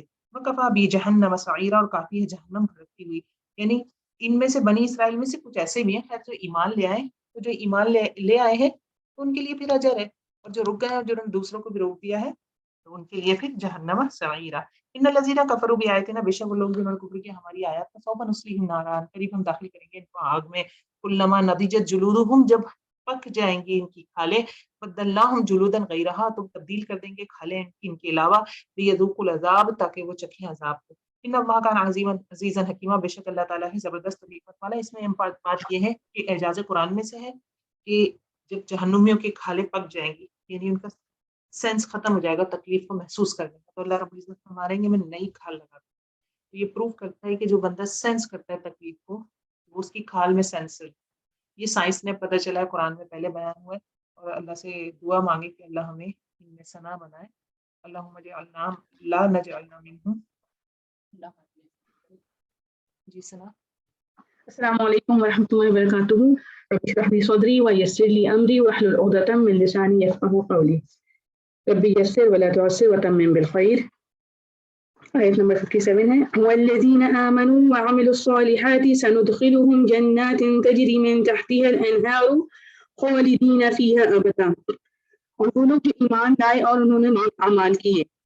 نیک اعمال سے کیا مراد ہے کہ عمل کرتے وقت نیت ہماری درست ہونی چاہیے کہ جو ہم خالص اللہ کے لیے کر رہے ہیں، اور طریقہ جو ہے وہ سنت کے مطابق ہونا چاہیے. تو وہ نیک اعمال میں ہم القریب میں جنتوں میں لے جائیں گے جن کے نیچے نہریں بہ رہی ہیں، جس میں وہ ہمیشہ ہمیشہ رہیں گے. یہ کس کے لیے ہے؟ یہ ان لوگوں کے لیے ہے جو ایمان لائے اور انہوں نے نیک عمل کی، یعنی متقین. ان کے لیے وہاں صاف ستھری بیویاں ہوں گی. صاف ستھری بیویاں یہاں پہ کیا مراد ہے؟ صاف ستھری بیویوں سے ایسے مراد ہے کہ وہ ہر بری عادات سے پاک ہوں گی، ان کے اخلاق اچھے ہوں گے، اور نفاذ ہے ان سب چیزوں سے پاک ہوں گی، اور ہم انہیں گھنی چھاؤں اور پوری راحت میں لے جائیں گے. اچھا، یہاں پہ جو باغات کا ذکر ہے، باغات کا مطلب ہے کہ متقیوں کے لیے اللہ کی طرف سے یہ خاص جو ہے وہ جگہ ہے، باغات ہیں، اور ان کے نیچے سے 4 نہریں بہتی ہوں گی، پانی کی، دودھ کی، شراب کی اور شہد کی، اس میں وہ ہمیشہ رہیں گے. ٹھیک ہے. اور یہ ان کا جو جنت کا جو سایہ ہوگا، درختوں کا سایہ ہے، اس کے بارے میں حدیث آتی ہے کہ اتنا بڑا درخت ہوگا کہ اگر ایک گھڑ سوار ہے وہ 100 سال میں بھی اس کو پار نہیں کر سکے گا. یعنی ایک درخت کا سایہ اتنا ہوگا کہ وہ 100 سال بھی چلتا رہے تو اس کو پار نہیں کر سکتا. اور اس کے اندر ایک درخت ہے جنت میں، اور اس درخت کا نام ہے شجر الخلد. ٹھیک ہے. تو یہ جو ہے بتایا گیا ہے کہ جو نیک اعمال کریں گے ان کے لیے جو ہے وہ ان کے لیے اجر ہے.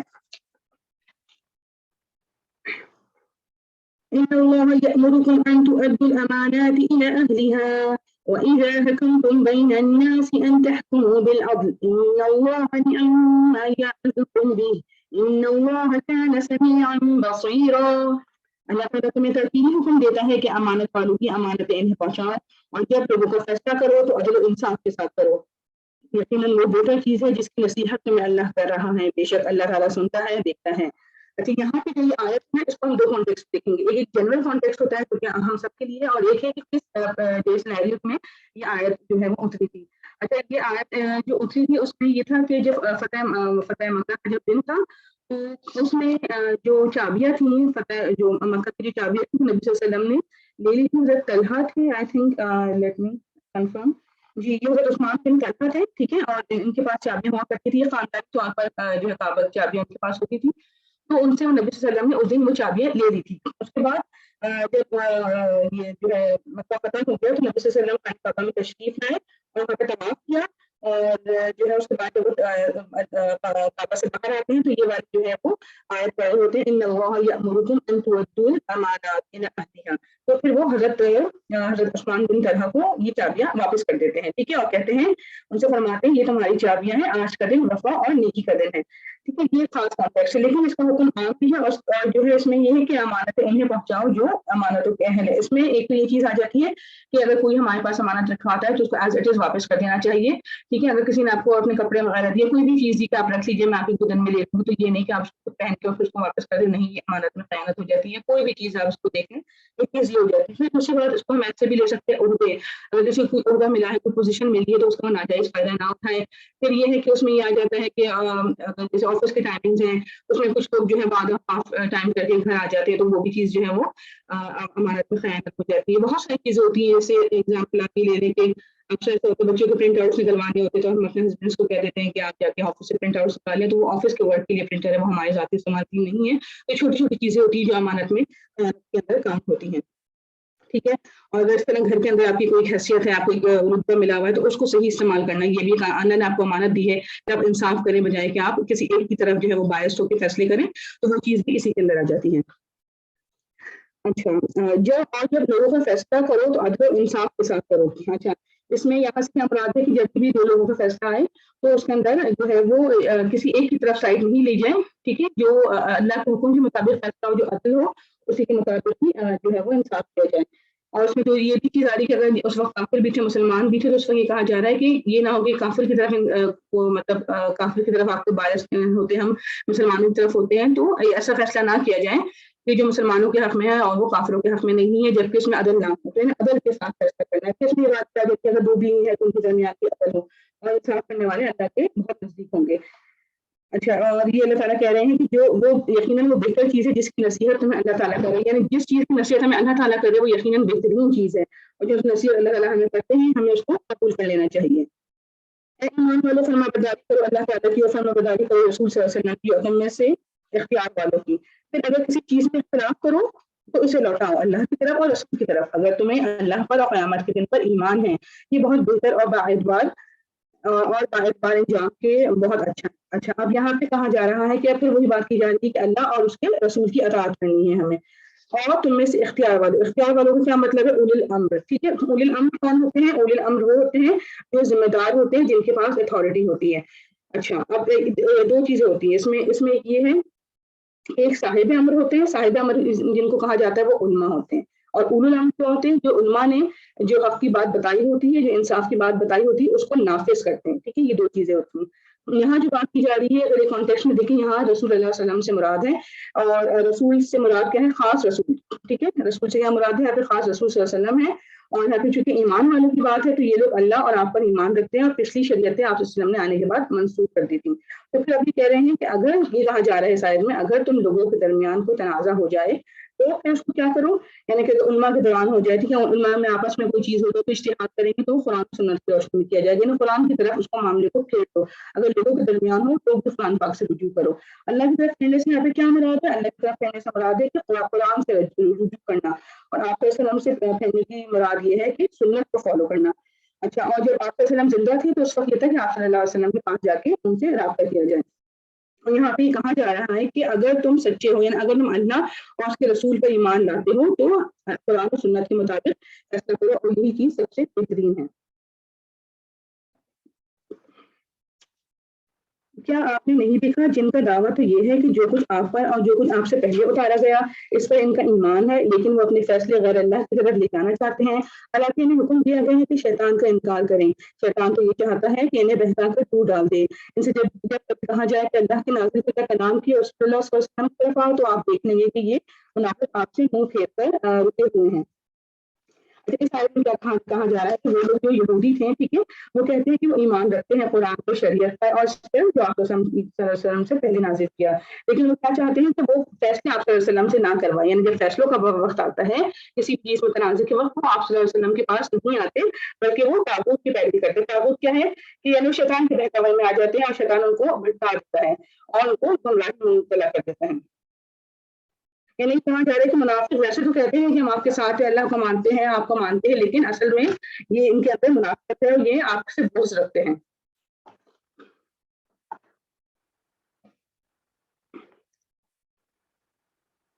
پھر کیا بات ہے کہ جب ان پر ان کے کرتوت کے باعث کوئی مصیبت آ پڑتی ہے تو پھر یہ آپ کے پاس اگر اللہ کی قسم کھاتے کہ ہمارا ارادہ تو بھلائی اور ملاپ کا تھا. یہ وہ لوگ ہیں ان کے دلوں کا بھی اللہ تعالیٰ پر بخوبی روشن ہے. آپ ان سے چشمہ پوشی کیجیے, انہیں نصیحت کرتے رہیے, انہیں وہ بات کہیے جو ان کے دل میں گھر کرنے والی ہو. یعنی جب کوئی مصیبت آتی تو پھر وہ منافقین جو ہے نبی صلی اللہ علیہ وسلم کے پاس آ جاتے ہیں اور اللہ تعالیٰ ان کی منافقت کو جانتے ہیں. تو نبی صلی اللہ علیہ وسلم سے کہا جا رہا ہے کہ آپ ان کے رویے کو دل پہ مت لیں, ان سے اعراض کرتی ہے, ان کو نصیحت کرتے رہیے, ان کو دل میں اترنے والی بات کرتے رہیے. اب یہاں پہ اس میں ہمارے لیے کیا سبب ہے اس میں, کہ جب کسی کو نصیحت کرے تو ٹاک نہیں کریں بلکہ اس کو نرم آواز میں, نرم لہجے میں اور نرم انداز سے اس کو کریں تاکہ اس کے بعد کوئی کرتے ہیں نہ کہ وہ جو ہے اس میں جو ہے غصے میں آتے ہیں اور غصے میں آ کے وہ غلط کام کرتے رہیں. ٹھیک ہے, بتانے مت دو, ان کو اگنور کرو. بلیغہ جو ہوتا ہے دل میں اترنے والی بات. ٹھیک ہے, اچھا. وما أرسلنا من رسول إلا ليطاع بإذن الله ولو أنهم إذ ظلموا أنفسهم جاءوك فاستغفروا الله واستغفر لهم الرسول لوجدوا الله توابا رحيما. ہم نے ہر ایک رسول کو صرف اسی لیے بھیجا کہ اللہ تعالیٰ کے حکم سے اس کی فرما برداری کی جائے. اگر یہ لوگ جب انہوں نے اپنی جان پر ظلم کیا تھا میرے پاس آ جاتے اور اللہ تعالیٰ سے استغفار کرتے اور رسول بھی ان کے لیے استغفار کرتے تو یقیناً یہ لوگ اللہ تعالیٰ کو معاف کرنے والا پاتے. اچھا, یہاں پہ کیا بتایا جا رہا ہے کہ رسول کے آنے کا مقصد کیا ہوتا ہے کہ لوگ اس کی بات مانیں. ٹھیک ہے, اور اگر ایسا نہیں ہو, ہمیشہ ایسا ہی ہوا ہے کہ لوگوں نے ان کی بات نہیں مانی اور ایمان لانے والے بہت کم تھے. تو آپ کو وسلم کو تسلی دی جا رہی ہے کہ اے رسول صلی اللہ علیہ وسلم, اگر یہ لوگ آپ کی بات نہیں مانتے تو کوئی بات نہیں, یہ آپ کے اوپر ظلم نہیں کر رہے بلکہ یہ اپنے اوپر بھی ظلم کر رہے ہیں. اور اگر آپ کے پاس آتے ہیں تو ان کو چاہیے کہ وہ استغفار کریں, اللہ سے معافی مانگیں اور آپ بھی ان کے لیے بخشش کی دعا کریں. یعنی وہ جو پیچھے ذکر آیا تھا کہ وہ لوگ جو رسول صلی اللہ علیہ وسلم کے پاس نہیں آتے فیصلے کے لیے اور شیطان کو پہلے چلنے لگتے تو اگر فرق آئے تو آپ وسلم کے لیے استغفار کریں اور ان کو بھی استغفار کرنے کے لیے آپ کو خود بھی استغفار کریں. اور اس میں یہ بات ہے کہ نبی صلی اللہ علیہ وسلم اگر ان کے لیے استغفار کریں گے تو یہ بات بھی ملتی ہے کہ ایک مومن کی دعا دوسرے مومن کے لیے قبول کی جاتی ہے. تو قسم ہے تیرے پروردگار کی, یہ مومن نہیں ہو سکتے جب تک تمام آپس کے اختلافات میں آپ کو حاکم نہ مان لیں. پھر جو فیصلہ آپ ان میں کر دیں ان میں سے اپنے دل میں کسی کی طرح تنگی اور ناخوشی نہ پائیں اور پھر مبرداری کے ساتھ قبول کر لیں. اچھا, اب اس میں یہ ہے کہ سنت کی کوئی بھی بات جو آپ وسلم کے قول و عمل سے ثابت ہو وہ سن کر دل میں تنگی محسوس نہ کرے. اگر آگے آپ کے پاس آتے ہیں اور آپ سے فیصلہ کروا رہے ہیں تو پھر اس فیصلے کو کھلے دل کے ساتھ قبول کریں. اگر ان کے دل میں تنگی محسوس ہوگی تو اس کا مطلب کیا ہے کہ ان کی ایمان کی کمزوری ہے اور آپ وسلم نے جو رخصتیں دی ہیں اس پر عمل کرنا بھی, اس پہ بھی عمل کرنا چاہیے. جیسا بھی ہم آگے دیکھیں گے آگے کی آیتوں میں آئے گا نماز قصر کے بارے میں. اس آیت میں اللہ تعالیٰ قسم کھا رہے ہیں, قسم کھا کے اللہ تعالیٰ کہہ رہے ہیں کہ مومن ہو ہی نہیں سکتے جب تک کہ وہ آپ وسلم کو اپنے معاملوں میں مصنف نہ بنائیں. اور اگر ہم آج کے ساتھ دیکھتے ہیں وسلم نہیں ہے تو ہمارے پاس کیا ہے, ان کی سنت ہے. اگر ہم سنت پہ عمل نہیں کریں گے, ہم چھوٹی چھوٹی چیزوں کو کر کے چھوڑ دیتے ہیں, یہ سنت کی تو ہے. تو یہ دیکھیں اللہ تعالیٰ کہہ رہے ہیں کہ وہ لوگ مومن ہو ہی نہیں سکتے جب تک وہ اپنے معاملوں میں آپ وسلم کو مصدق نہ بنائیں. یعنی اگر کوئی مشکل نہ آئے تو قرآن اور سنت کو بھی ہمیں اپنانا ہے, انہیں سے اپنے مسئلوں کا حل نکالنا ہے.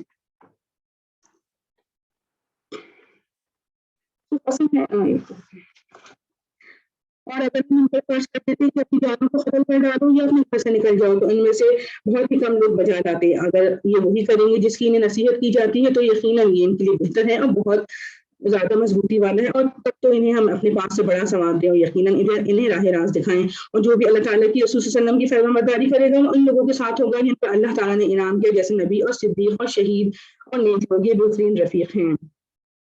ٹھیک ہے, جیسا آگے کہا جا رہا ہے کہ اگر اللہ تعالیٰ کو کہہ دیتے کہ اپنے آپ کو قتل کرو, اپنے گھروں سے نکل جاؤ, تو ایسے لوگ بہت کم ہوتے ہیں کیونکہ ان باتوں پہ عمل کرنا آسان نہیں ہوتا ہے. ان کی حالت یعنی جو بھی ہیں یہ لوگ اور اس وقت ان کا انجام یہ دونوں ہی بہت برا ہے. اس سے پتہ چلتا ہے کہ جو لوگ اللہ کے فیصلوں کو ایز اٹ از نہیں قبول کرتے تو ان کا انجام کیا ہوتا ہے, ان کا انجام جو ہے وہ صرف خسارہ ہے. اس میں اگر ہم اس کو اس کانٹیکسٹ میں دیکھیں کہ اللہ تعالیٰ کوئی حکم ہمیں دیتے ہیں تو ہم اس کو کس طرح لیتے ہیں, ہم اس کو آدھا لیتے ہیں یا پورے کے پورے ہم اسلام میں داخل ہو جاتے ہیں. تو یہ کہا جا رہا ہے کہ جب بھی کوئی حکم آئے اللہ کا اس کو ہمیشہ ایز اٹ از لے لینا چاہیے, اپنے دل میں تنگی نہیں محسوس کرنا چاہیے. دل میں تنگی جو ہے وہ ایمان کی کمزوری کی علامت ہوتی ہے.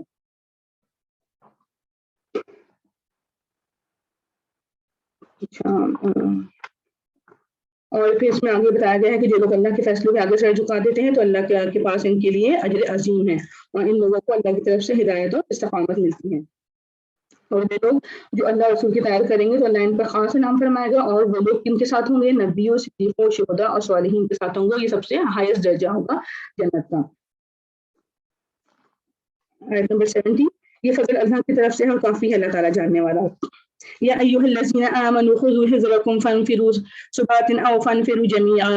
اے مسلمانوں اپنے بچاؤ کا سامان لے لو، پھر دو بن کر پیش کرو یا سب کے سب اکٹھے ہو کے نکل کھڑے ہو. اور یقیناً تم میں بعض لوگ ہیں جو پس پیش کرتے ہیں، پھر اگر تمہیں کوئی نقصان ہوتا ہے تو وہ کہتے ہیں کہ اللہ تعالیٰ نے مجھ پر بڑا فضل کیا کہ میں ان کے ساتھ موجود نہ تھا. یہاں پر ایمان والوں سے خطاب ہے کہ ایمان والوں کو اپنے دشمنوں سے چوکنا رہنا چاہیے. ٹھیک ہے، میں مسلمانوں اپنے بچاؤ کا سامان کر دو. یہاں پہ حذرکم مطلب اپنا بچاؤ، اسلحہ جمع کرو، سامان جنگ اور دیگر ذرائع جو ہوتے ہیں.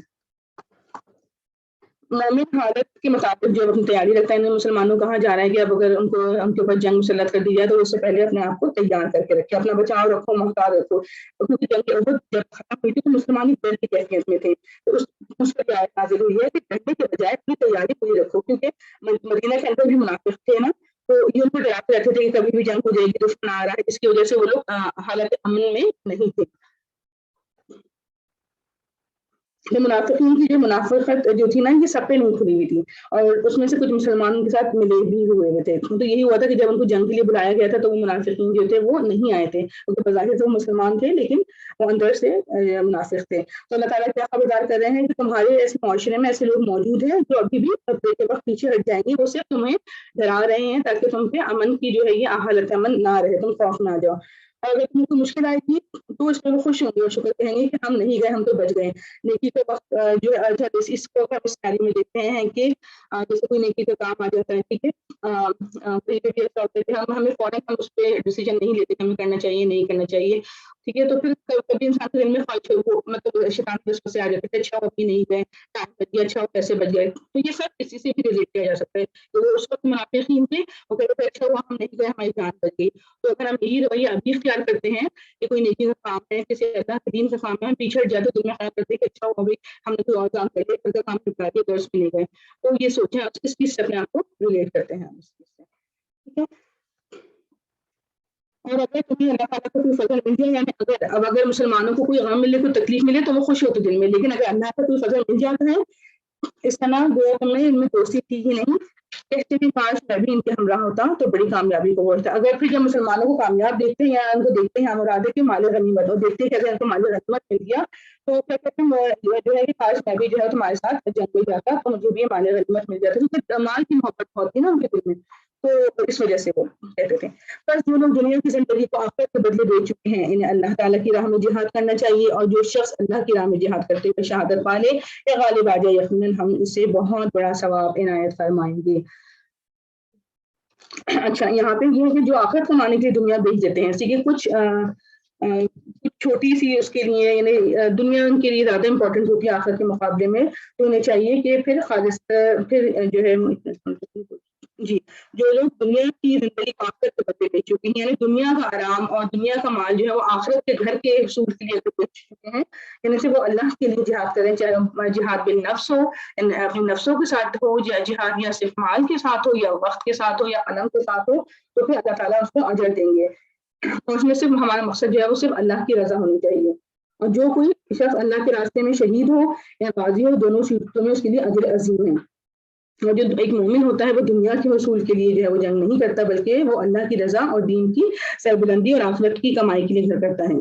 بھلا کیا وجہ ہے کہ تم اللہ کی راہ میں اور ان تمام مردوں عورتوں اور ننھے بچوں کی چھٹکارے کے لیے جہاد نہ کرو جو یوں دعائیں مانگ رہے تھے کہ ربنا اخرجنا من هذه القرية الظالم أهلها واجعل لنا من لدنك وليا واجعل لنا من لدنك نصيرا.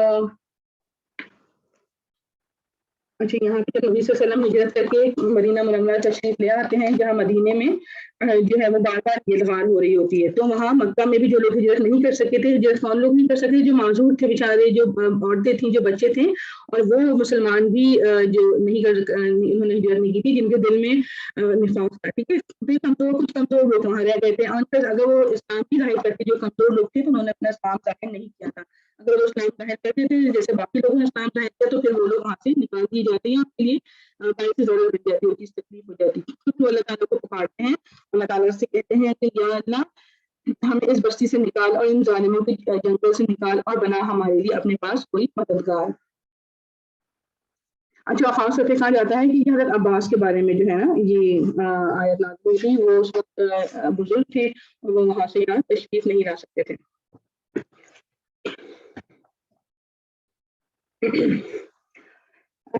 الذين آمنوا يقاتلون في سبيل الله والذين كفروا يقاتلون في سبيل الطاغوت فقاتلوا أولياء الشيطان إن كيد الشيطان كان ضعيفا۔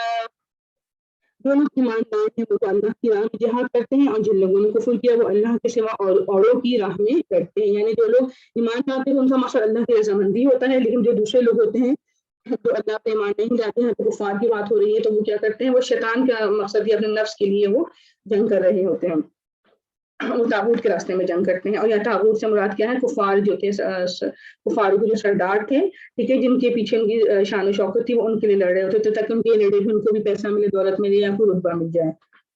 تو تم شیطان کے دوستوں سے جنگ کرو، یقین مانو شیطانی ہیلا بالکل بوڑھا اور کمزور ہے۔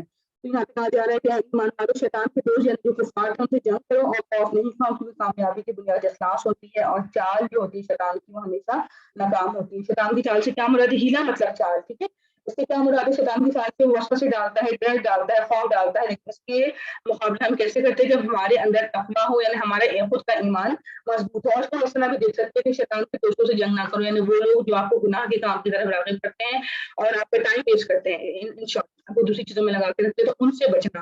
اور اس کے علاوہ جو شیطانی وسوسے ہوتے ہیں، شیطان کی آواز کیا ہوتا ہے، موسیقی ہوتی ہے، یہ سب چیزیں آپ کو دنیا میں مشغول کر دیتی ہیں، تو ان چیزوں سے ہمیں اپنے آپ کو بچنا ہے، ان سے جہاد کرنا ہے۔ کیا تم نے نہیں دیکھا جن کو حکم دیا گیا تھا اپنے ہاتھوں کو روکے رکھو اور نماز پڑھتے رہو اور زکوٰۃ ادا کرتے رہو، پھر جب انہیں جہاد کا حکم دیا گیا تو اسی وقت ان کی ایک جماعت لوگوں سے اس قدر ڈرنے لگی جیسے اللہ تعالیٰ کا ڈر ہو، بلکہ اس سے بھی زیادہ، اور کہنے لگے اے ہمارے رب تو نے ہم پر جہاد کیوں فرض کر دیا۔ اچھا، مکہ میں کیونکہ مسلمان تعداد اور وسائل کے اعتبار سے لڑنے کے قابل نہیں تھے، ٹھیک ہے، اس لیے مسلمانوں کی خواہش کے باوجود، ان کی خواہش تھی کہ ہم جنگ کریں، لیکن اسی ان کی خواہش کے باوجود جو ہے انہیں قتال سے روکا گیا تھا کہ نہیں ابھی آپ کو جو ہے نا وہ اجازت نہیں ہے، آپ ابھی قتال نہیں کریں۔ میں نے آیت پوری نہیں پڑھی ہے، ٹھیک ہے، ابھی آپ جو ہے وہ قتال نہیں کریں۔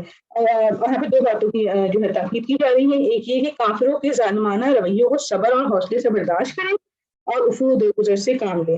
دوسرا یہ کہ نماز، زکوٰۃ اور دیگر عبادات اور تعلیمات پر عمل کا اہتمام کریں تاکہ اللہ تعالیٰ سے ایک خاص تعلق اور مضبوط تعلق جو ہے وہ قائم ہو جائے، یعنی یہاں اللہ سے تعلق مضبوط کرنے کو کہا گیا، اور اللہ سے تعلق کیسے مضبوط ہوگا اس کے لیے بتا دیا کہ نماز قائم کرو، کیونکہ نماز ایک ذاتی فعل ہے، اور زکوٰۃ دو، زکوٰۃ کا تعلق کس سے، حقوق العباد سے، یعنی حقوق اللہ، حقوق العباد دونوں کے لیے نیت اس کا صحیح ہونا ضروری ہے، کوئی ریاکاری نہ ہو۔ کیا کرنا ہے، جلد سے جاؤ، ٹھیک ہے۔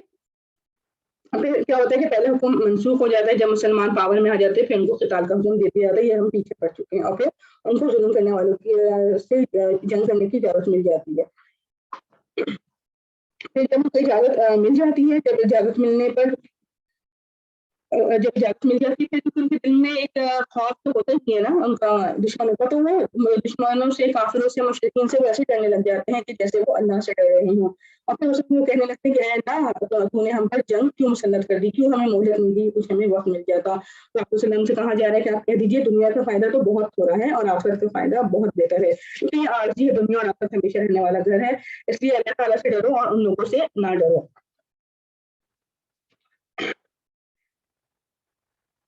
اچھا، اور یہ ہوگی کیوں ہمیں تھوڑی سی زندگی اور نہ جینے دی، آپ وسلم کہہ دیجیے دنیا کی سود مندی تو بہت ہی کم ہے، پرہیزگاروں کے لیے تو آخرت ہی بہتر ہے، تم پر ایک دھاگے کے برابر بھی ستم روا نہ کیا جائے گا۔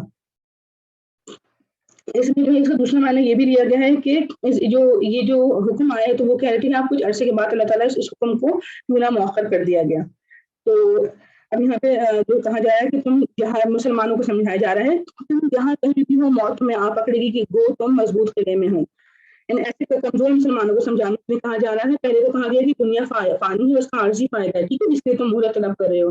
اور یہ بھی کہا جا رہا ہے کہ اگر تمہیں موت آنی ہوگی تو وہ تمہیں جو ہے وہ گھر میں بھی آ سکتی ہے، اور اگر تم اللہ کی راہ میں لڑتے ہوئے مرے تو پھر تم شہید کراؤ گے. اور اگر انہیں کوئی بھلائی ملتی ہے تو کہتے ہیں کہ اللہ کی طرف سے ہے، اور اگر کوئی برائی پہنچتی ہے تو وہ کیا اٹھتے ہیں یہ میری طرف سے ہے. انہیں کہتے ہیں کہ سب کچھ اللہ کی طرف سے، انہیں کیا ہو گیا ہے، کوئی بات سمجھنے کی بھی ترغیب نہیں. یہاں پہ پھر سے منافقین کا ذکر آ گیا ہے کہ جو ہے یہ کہہ رہے یہاں پہ کہہ رہے ہیں کہ اگر انہیں کوئی بھلائی ملتی ہے تو کہتے ہیں یہ اللہ کی طرف سے. اچھا، یہاں پہ پھر سے منافقین کا ذکر ہے، اور انہوں نے کہا کہ بھلائی کا مطلب یہاں پہ کیا ہے کہ خوشحالی ہو گئی، قحط میں کمی ہو گئی، یا مال و دولت کی فراوانی ہو گئی تو اللہ کی طرف سے ہے. اور برائی نبی صلی اللہ علیہ وسلم کی، یعنی برائی کا رخ جو ہے وہ نبی صلی اللہ علیہ وسلم کی طرف موڑ دیتے تھے. یعنی ہم نے جو ہمارا دین اختیار کیا ہے اس کی وجہ سے یہ ہمارے اوپر آفات آ رہی ہیں. جس طرح موسیٰ علیہ السلام اور قوم فرعون کے بارے میں اللہ تعالیٰ فرماتے ہیں جب ان کو بھلائی پہنچی تو وہ کہتے ہیں کہ ہمارے لیے ہے، ہم اس کے مستحق تھے. اور جب کوئی ان کو برائی پہنچی تھی تو نبی تو وہ حضرت موسیٰ علیہ السلام کو کہتے تھے کہ تمہاری وجہ سے یہ بدشگونی ہوئی ہے، تمہاری وجہ سے نعوذ باللہ.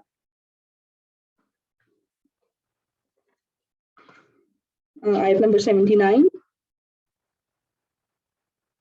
تجھے جو بھلائی ملتی ہے وہ اللہ کی طرف سے ہے، اور جو برائی پہنچتی ہے تیرے اپنے نفس کی طرف سے. ہم نے تجھے تمام لوگوں کو پیغام بنانے والا بنا کر بھیجا، اور اللہ تعالیٰ کافی ہے. آیت نمبر 79 ہے یہ، اور اس میں کہا جا رہا ہے کہ آپ وسلم سے خطاب ہے کہ یہ لوگ جیسے آپ کو کہہ رہے تھے نا کہ آپ کی طرف سے جو ہے ہمیں برائی ملی ہے، تو کہا جا رہا ہے کہ ہماری زندگی میں جو بھی فضل آتا ہے اللہ کا، جو برکتیں آتی ہیں، خوشحالی ہوتی ہے، وہ صرف اللہ کی طرف سے ہے. اور اللہ تعالیٰ جو ہے جب اگر کوئی انسان تکلیف میں آتا ہے، آزمائش میں آتا ہے، تو اللہ تعالیٰ اس کو آزما رہے ہوتے ہیں. تو دونوں صورتحال میں ہمیں شکر ادا کرنی چاہیے اور کوئی اس کی شکوہ یا شکایت نہیں کرنی چاہیے. اور اگر انسان کو کوئی شر پہنچتا ہے یا کوئی برائی پہنچتی ہے تو وہ صرف اپنے اس کے گناہوں یا اس کے اعمال کی وجہ سے آتی ہے. اللہ تعالیٰ کسی بھی انسان کے اوپر ظلم نہیں کرتے ہیں، بلکہ جو انسان خود ہی اپنے اوپر ظلم کر رہا ہوتا ہے. من يطيع الرسول فقد اطاع الله ومن تولى فما ارسلناك عليهم حفيظا.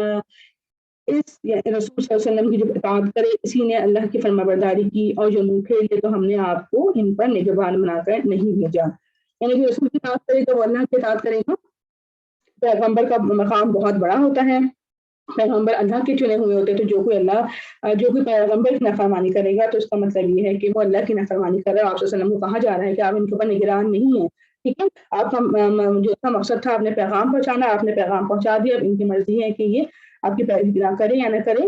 اور رسول کے اطاعت کو کہا جا رہا ہے کہ معمولی نہ سمجھا جائے، کیونکہ رسول وہی کہتا ہے جو اللہ کی طرف سے اس کو کہا جاتا ہے، یعنی انڈائریکٹلی وہ اللہ کا ہی حکم دے رہا ہوتا ہے. پیغمبروں کا کام جو ہوتا ہے وہ اللہ کے پیغام کو آگے جو ہے پہنچانا ہوتا ہے. یعنی پیغمبر کی بات نہ ماننا اس کا مطلب یہ ہے کہ انڈائریکٹلی اللہ کی بات نہیں مانی جا رہی.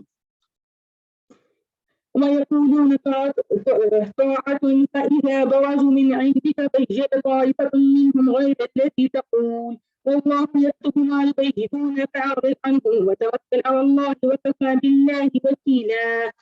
یہ کہتے تو ہیں کہ اطاعت ہے، پھر جب ان کے پاس اٹھ کر جب آپ کے پاس سے اٹھ کر باہر نکلتے ہیں تو ان میں سے ایک جماعت جو بات آپ صلی اللہ علیہ وسلم نے اس سے کہی ہے اس کے خلاف راتوں کو مشورہ کرتی ہے. یعنی یہاں پہ منافقین کی بات ہو رہی ہے کہ یہ منافقین جب آپ صلی اللہ علیہ وسلم کی مجلس میں جو باتیں ظاہر کرتے، جو آپ صلی اللہ علیہ وسلم ان کو باتیں بتاتے تھے مجلس میں، تو یہ جا کے رات کو ان کے برعکس باتیں بتاتے تھے، یعنی ان غلط باتیں بتاتے نبی صلی اللہ علیہ وسلم سے منسوخ کرتے تھے، اور آپ صلی اللہ علیہ وسلم کے خلاف جو ہے وہ سازشوں کے جال بنتے تھے. تو آپ صلی اللہ علیہ وسلم سے کہا جا رہا ہے کہ ان کی راتوں کی بات چیت اللہ لکھ رہا ہے، یعنی جو کچھ بھی کر رہے ہیں وہ اللہ لکھ رہا ہے. تو آپ ان سے منہ پھیر لیں، یعنی ان سے اعراض کرتے اور اللہ پہ بھروسہ کریں. اللہ تعالیٰ ہی اللہ تعالیٰ کافی کارساز ہے، اللہ پہ توکل کریں، اور کوئی بھی سازشیں اور باتیں آپ کو نقصان نہیں پہنچا سکتی، کیونکہ آپ کا وکیل اور کارساز تو اللہ ہے. کیا یہ لوگ قرآن میں غور نہیں کرتے؟ اگر یہ اللہ تعالیٰ کسی اور کی طرف سے ہوتا تو یقیناً اس میں کچھ اختلاف آتے. اچھا، اب اس میں کہا جا رہا ہے کہ قرآن میں غور و فکر اور تدبر کی یہاں پہ تاکید کی جا رہی ہے. اور یہ کہا جا رہا ہے کہ اگر یہ کسی انسان کا بنایا ہوا کلام ہوتا جیسے کہ کفار کا خیال تھا تو اس کے مضامین اور بیان کردہ واقعات میں ایک جو ہے وہ ربط نہیں ہوتا اور اس کے اندر کانفلکٹس ہوتے ہیں. کیونکہ یہ چھوٹی کتاب نہیں ہے بلکہ یہ ایک مکمل مفصل کتاب ہے جس میں آپ کو پوری زندگی گزارنے کا طریقہ یہ چیز اس میں بتائی گئی ہے. پچھلی امت کے قصے بھی بتائے گئے ہیں، باعث عبرت چیزیں بتائی گئی ہیں اور موٹیویشن کے لیے جنت کی باتیں بھی کی گئی ہیں. تو یہ کسی انسان کا کلام ہو ہی نہیں سکتا. جب انہیں کوئی خبر امن کی یا خوف کی طرف ملی انہوں نے کہا اسے مشہور جب انہیں کوئی خبر امن کی یا خوف کی ملی انہوں نے اسے مشہور کرنا شروع کر دیا. حالانکہ اگر یہ لوگ اسے رسول اللہ صلی اللہ علیہ وسلم کے اور اپنے میں سے ایسی باتوں کی تہ تک پہنچنے والوں کے حوالے کر دیتے تو اس کی حقیقت وہ لوگ معلوم کر لیتے جو نتیجہ اخذ کرتے ہیں. اور اگر اللہ تعالیٰ کا فضل اور اس کی رحمت تم پر نہ ہوتی تو معدود چند کے علاوہ یعنی صرف چند لوگوں کے علاوہ تم سب شیطان کے پیروکار بن جاتے. اچھا یہاں پہ کہا جا رہا ہے کہ بعض کمزور اور جو جلباز مسلمان تھے ان کی اصلاح کی غرض سے بیان کیا جا رہا ہے کہ امن کی خبر سے مراد کیا ہے, مسلمانوں کی جو کامیابی کی خبر ہوتی تھی اور دشمن کی ہلاکت کی خبر ہے, کیونکہ یہاں پہ امن کی خبر سے مراد یہاں پہ یہ ہے. اور جس کو سن کے کیا ہوتا تھا کہ وہاں پہ ویسے ہی جو ہے ایک اس کا عالم تھا کہ جب یہ خبر سنی جاتی کہ مسلمان جیت گئے ہیں اور کفار کو منافقین کو شکست ہوئی تو اس کو سن کے اطمینان اور امن کی لہر دوڑ جاتی تھی, جس کے نتیجے میں بعض دفعہ جو ہے وہ پراعتمادی آ جاتی تھی اور پراعتمادی ضرورت سے زیادہ پراعتماد ہو جاتے تھے, وہ لوگ اوور کانفیڈینس ہو جاتے تھے جو نقصان کا باعث بن جاتی تھی. اور خوف کی خبر سے کیا مراد ہے؟ خوف کی خبر سے مراد ہے کہ مسلمانوں کی شکست اور ان کے ہلاکت کی خبر, جس سے مسلمانوں میں افسردگی پھیلنے اور ان کے حوصلہ پست ہونے کا امکان ہو جاتا ہے. تو اس لیے یہاں پہ کہا جا رہا ہے کہ اس قسم کی خبریں چاہے وہ امن کی ہو یا خوف کی ہو انہیں لوگوں میں نہیں پھیلانا چاہیے بلکہ تحقیق کرنی چاہیے. اہل علم جو ہوتے ہیں جہاں سے آپ کو اوتھینٹک نیوز ملتی ہے وہاں جا کے آپ تحقیق کریں یا انہیں بتا دیں, پھر دیکھیں کہ خبر صحیح ہے یا غلط, اور اس خبر کو اگر پھیلانا ہوگا تو وہ ذرائع خود ہی پھیلائیں گے. تو یہ تو ہمارے قرآن کے کانٹیکسٹ سے اس وقت کے حوالے سے بتایا جا رہا ہے. لیکن اگر ہم آج کے حوالے سے دیکھیں تو ہمارے پاس کتنے واٹس ایپ کے اوپر جو ہے وہ پوسٹ آ رہی ہوتی ہے, نیوز آ رہی ہوتی ہے اور بہت ساری فارورڈ پوسٹ ہوتی ہے, اس کو ایڈریس فارورڈ کر دیتے ہیں, چاہے وہ اس سے ریلیٹڈ ہو کے اس کو ایک دفعہ فارورڈ کرو گے تو اتنا ثواب ملے گا, اور یا پھر وہ کوئی ویسی جنگ کی کوئی نیوز ہے کسی ملک کے خلاف ہے تو انہیں پینک نہیں پھیلانا ہے, جو صحیح نیوز ہے اسی کو پھیلائیں, کوشش کریں کہ آگے نہ ہی پھیلائیں, ٹھیک ہے, وہ خود ہی پھیل جائے گی, وہ آپ کا کام نہیں, اپنے ذمے وہ گناہ یا وہ چیز نہ لیں, اس کی جب تک تحقیق ہو جائے پوری طرح سے کنفرم نہ ہو اور جس سے کسی کا فائدہ ہوگا, آپ اس کو آگے بھیج رہے ہیں اور اس سے کسی کو فائدہ ہوتا ہے تو ہی بھیجیں, ورنہ بہتر یہ ہے کہ ان چیزوں سے اجتناب بڑھتا جائے ورنہ یہ انتشاری کا باعث بنتے ہیں معاشرے میں. آیت نمبر 84 تو اللہ تعالیٰ کی راہ میں جہاد کرتا رہے, تجھے صرف تیری ذات کی نسبت حکم دیا جاتا ہے, ہاں ایمان والوں کو رغبت دلاتا رہے. بہت ممکن ہے کہ اللہ تعالیٰ کافروں کی جنگ کو روک دے اور اللہ تعالیٰ سخت قوت والا ہے اور سزا دینے میں بھی سخت ہے. یہاں کہا جا رہا ہے کہ اگر مسلمان ڈٹ کر مشرکین مکہ کا مقابلہ کریں گے تو اللہ تعالیٰ یقینی طور پر ان کی مدد کریں گے اور کافروں کا زور ٹوٹ جائے گا. اور نبی صلی اللہ علیہ وسلم سے کہا جا رہا ہے کہ آپ خود بھی اٹھیے جنگ کے لیے اور دوسروں کو بھی کہیے, جنگ اور آپ صلی اللہ علیہ وسلم صرف اپنی ذمہ داری ہے, اگر کوئی مانے یا نہ مانے, یعنی آپ کا کام ہے کہ آپ لوگوں کو جنگ کے لیے بلائیں, اگر کوئی آتا ہے تو ٹھیک ہے اور نہیں آتا تو ان کی اپنی ذمہ داری ہے, معاملہ اللہ کے حوالے کر دے کیونکہ ہر شخص اپنے اعمال کا خود جواب دہ ہے. جو شخص کسی نیکی اور بھلے کام کی سفارش کرے اسے بھی اس کا کچھ حصہ ملے, اور جو برائی اور بدی کی سفارش کرے اس کے لیے بھی اس میں سے ایک حصہ ہے, اور اللہ تعالیٰ ہر چیز پر قدرت رکھنے والا ہے. آیت نمبر 85 ہے. اس میں اچھی سفارش کی بات ہو رہی ہے. اچھی سفارش کیا ہوتی ہے؟ جو اچھے کام کے لیے ہو, جس کا مقصد اچھا ہو, اور بری سفارش کیا ہوتی ہے کہ جو کسی برے مقصد کے لیے ہو, ٹھیک ہے, جس میں گناہ ہو, اللہ کی نافرمانی کا کام ہو, حرام کام ہو. تو برے کام کی سفارش کرنا بھی ایسا ہوتا ہے کہ جیسے خود گناہ کرنا. اور اچھے سفارش میں اس کو بھی لے سکتے ہیں, یعنی صدقہ جاریہ کوئی چیز ہمارے لیے بن رہی ہے, جس میں بن سکتی ہے کہ جیسے کوئی ہم سے اچھے کام کی سفارش کر رہا ہے تو ہم اس کو اوکے کر دیں, لیکن کوئی ہم سے پوچھ رہا ہے کہ اچھا ہم مجھے کوئی ایسے ریسٹورینٹ بتا دو جہاں پہ جو ہے نا میں جاؤں ڈنر کے لیے, وہاں پہ میوزک بھی ہو, یہ بھی ہو, تو ہم اس کو ایسے ریسٹورینٹ کا بتا دیتے کہ اچھا تم جاؤ. تو کیا ہوگا, ایک تو آپ نے خود غلط کام کیا, گناہ کا, میوزک سنا ایسی جگہ پہ گئے, اور پھر آپ نے کسی اور کو بھی بتا دیا تو یہ گناہ بڑھتا رہا. اس نے کسی اور کو ریفر کیا, کوئی آپ کی مووی دیکھی, کوئی گانا دیکھا, واٹس ایپ پہ اسٹیٹس لگا دیا گانے کا, تو آپ کے علاوہ جو لوگ سن رہے ہیں, جو لوگ دیکھ رہے ہیں, وہ سب یہ گناہ جاری ہے, اور ایک چین چلتی رہے گی, ٹھیک ہے. اور صدقہ جاریہ تو ہمیں پتہ ہے یہ سب کہ نیک کاموں میں سفارش کریں, اچھے کاموں میں سفارش کریں تو وہ صدقہ جاریہ کا سبب بن جاتی ہے. یعنی انڈائریکٹلی یہ ہے کہ اگر ہم کسی چھوٹے سے بھی نیکی کے کام میں حصہ ڈالتے ہیں تو کسی شخص کو اس چیز پہ موٹیویٹ بھی کرتے ہیں, تو اگر وہ شخص کوئی نیکی کا کام کرے گا جتنا ثواب اس کو ملے گا اتنا ہی ثواب ہمیں ملے گا. وَإِذَا حُيِّيتُم بِتَحِيَّةٍ فَحَيُّوا بِأَحْسَنَ مِنْهَا أَوْ رُدُّوهَا إِنَّ اللَّهَ كَانَ عَلَى كُلِّ شَيْءٍ حَسِيبًا. اور جب تمہیں سلام کیا جائے تو تم اس سے اچھا جواب دو یا انہی الفاظ کو لٹا دو, بے شبہ اللہ تعالیٰ ہر چیز کا حساب لینے والا ہے. اچھا, اس میں کیا مطلب ہے, اس میں یہاں پہ یہ جو ہے تحیہ جو ہے نا, اس میں عربوں میں کیا طریقہ تھا کہ جب کسی کو دعا دیتے تھے تو درازی عمر کی دعا دیتے تھے. اچھا اسلام نے آ کر کے اس دعا کو مزید جامع بنا دیا اور اس کو دعائے سلام دعا میں یعنی اس کو السلام علیکم یعنی سلامتی زندگی صحت دین آخرت ہر چیز اس میں شامل ہو جاتی ہے.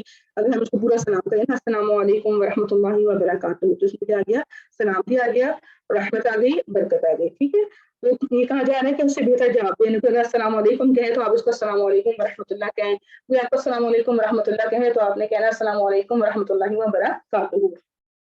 اور ایک حدیث میں آتا ہے کہ آپس میں سلام کو رواج دو. تو مومن نہیں ہو سکتے جب تک آپس میں محبت نہ رکھو. یعنی سلام کرنے سے آپس میں بغض ختم ہوتا ہے آپس میں محبت پیدا ہوتی ہے.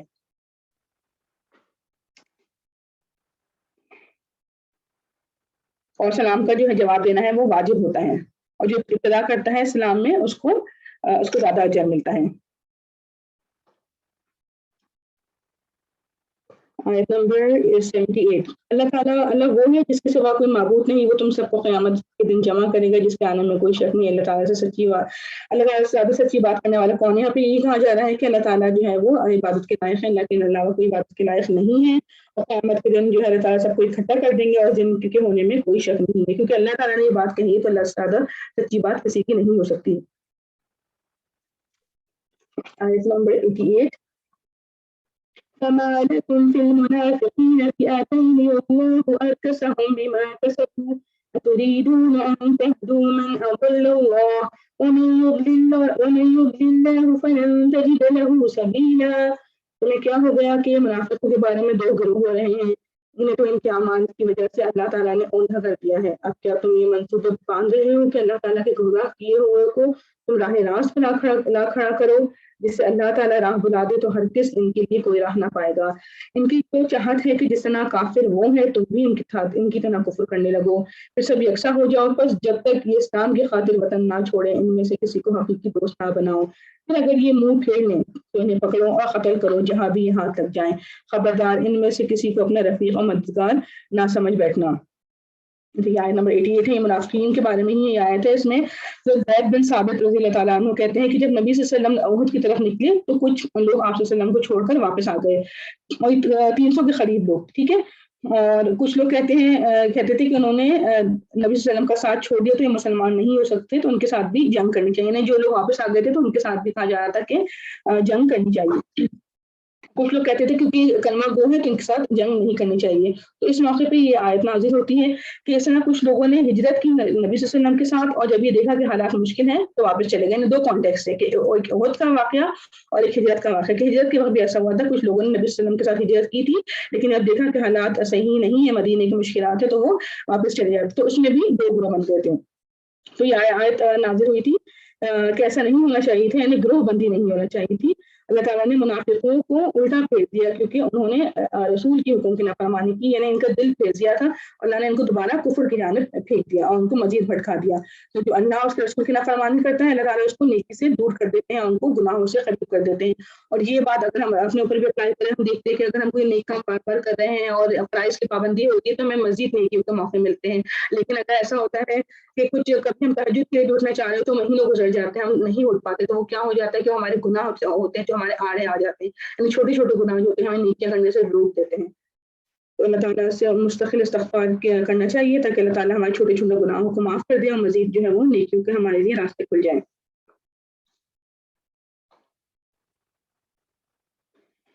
اچھا منافقین دل سے یہ چاہتے تھے کہ جس طرح وہ کفر پہ ہیں جس طرح منافقین کفر پہ ہیں تو مسلمان بھی کفر پہ آ جائیں. چنانچہ جیسے انہوں نے نافرمانی کی نا جیسے وہ جنگ احد کا واقعہ ہوا تو پھر انہوں نے کیا کہا کہ ہم اور تم تو برابر ہو گئے ہیں کفر میں ہم سب کا حال ایسا ہی سیم ہو گیا تو اس لیے بہتر یہ ہے کہ تم لوگ واپس کفر کی طرف لوٹ جاؤ. اس لیے مسلمانوں کو آیت میں منع کیا جا رہا ہے کہ منافقوں کو دلی دوست نہ بناؤ یہاں تک کہ وہ یعنی کہ اللہ کی راہ میں ہجرت کرتے. کیونکہ اگر منافق نہ ہوتے اگر دل سے اسلام قبول کرتے تو وہ اللہ کی راہ میں ہجرت کر جاتے اور اسلام کے لیے قربانی جب تک وہ اسلام کے لیے قربانی نہ دے تو اس کا مطلب یہ ہے کہ ابھی تک اپنے نفاق کے اوپر ڈٹے ہوں گے تو ان کو دلی دوست نہ بنا. اچھا آپ کو یہ کہا جا رہا ہے کہ جی آپ کی آواز نہیں آ رہی. میں کہہ رہی ہوں کہ میں سوچ رہی تھی 9:15 تک ہم کلاس ختم کریں تو تھوڑا سا ترجمہ میں کر دوں اس کا پھر آپ کنٹینیو کریں پھر میں لیو کر دوں اور 9:08 ہو گیا. ہاں 9:08 ہو گیا لیو کریں میں نا 15 پہ انشاءاللہ 10-15 منٹ میں لیو.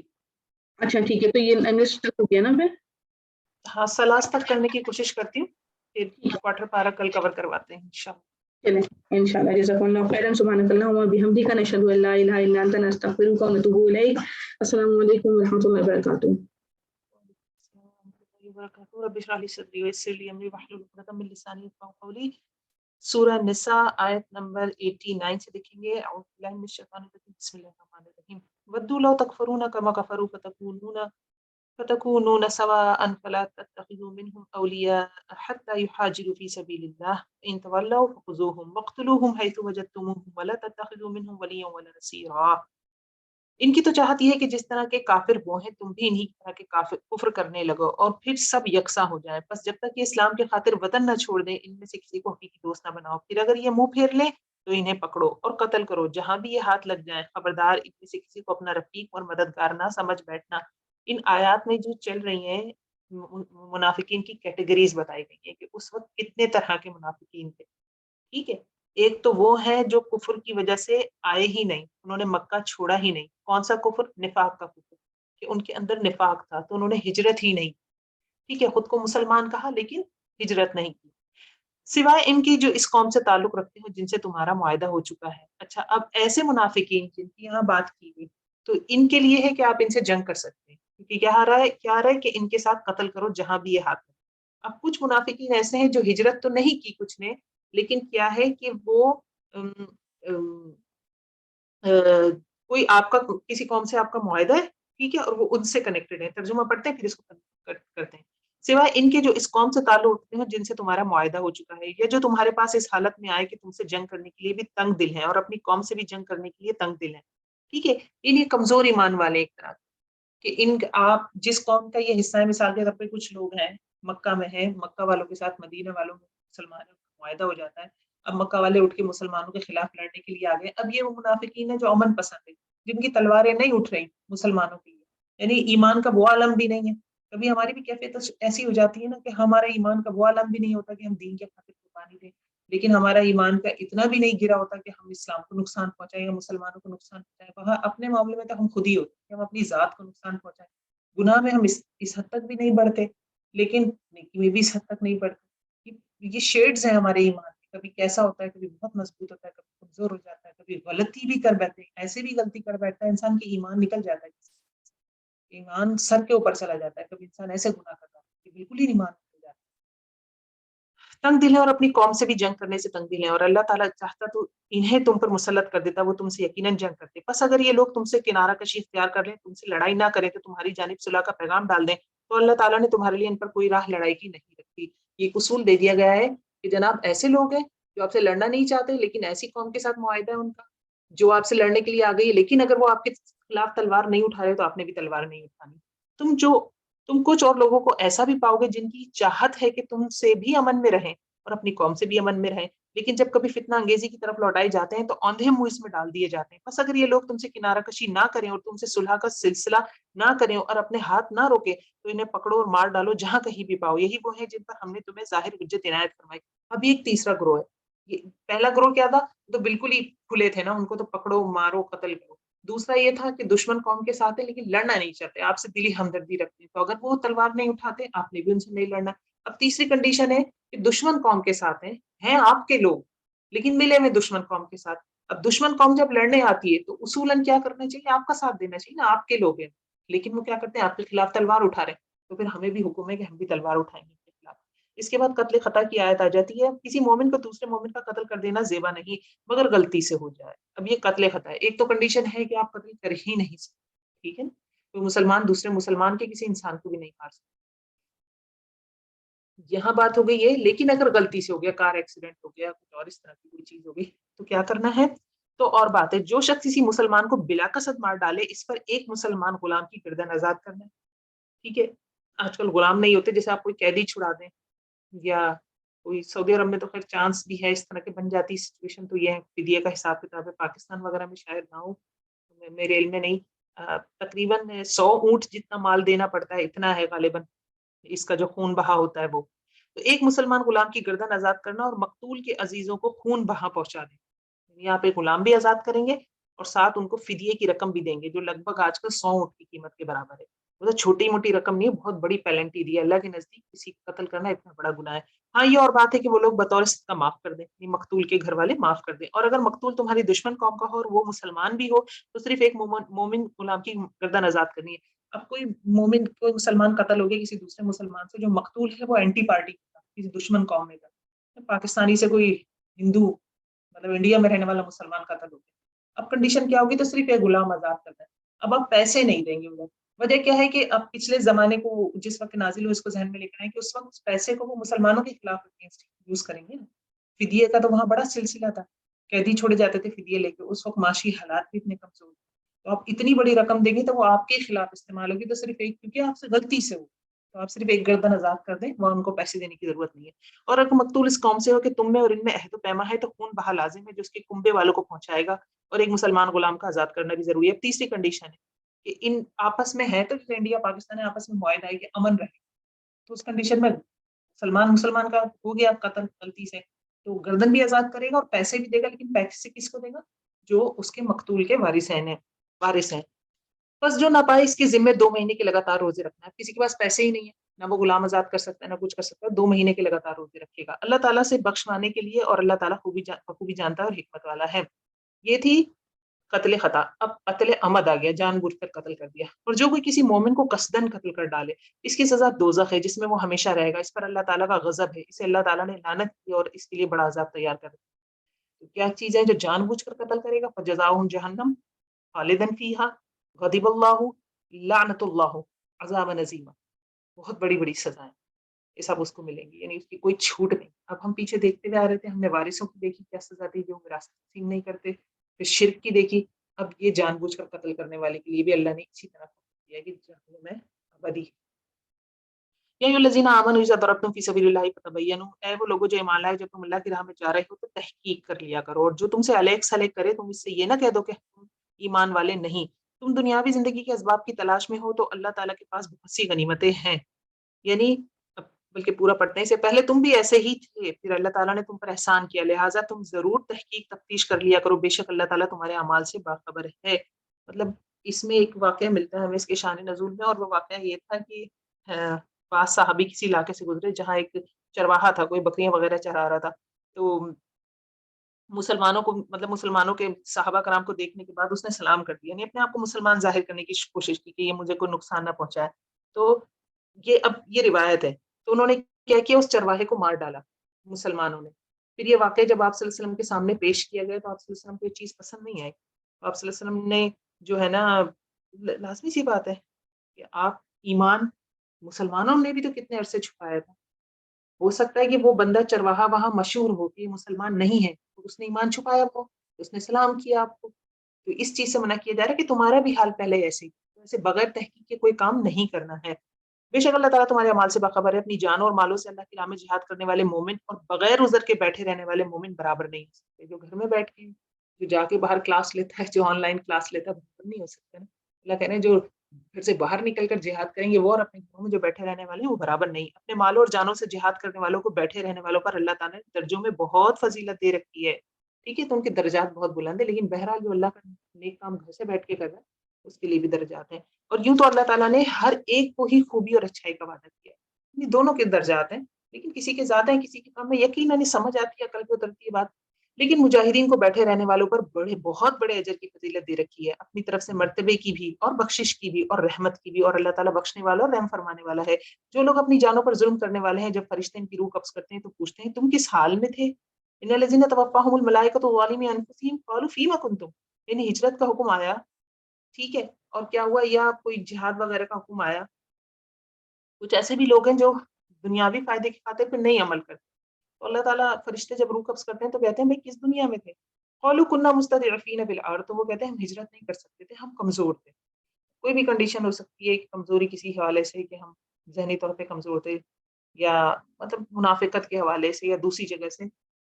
तो एक तो ये ना कि लिटरली बंदा बहुत ख्वाहिश रखता है कि हाँ, अल्लाह की राह में कुछ करे, हालात नहीं बन पाते, वो कोशिश भी करता है, टूटी-फूटी कोशिश या जैसी भी कोशिश करता है, तो उसका मामला दीगर है। और एक ये है कि नहीं, दुनिया को ही फ़ौक़ियत दी, दुनिया ही चाहिए, कोई कोशिश भी नहीं की, और फिर भी अल्लाह की राह में कोशिश नहीं कर रहा, तो फिर मामला तो दीगर होगा ना दोनों में।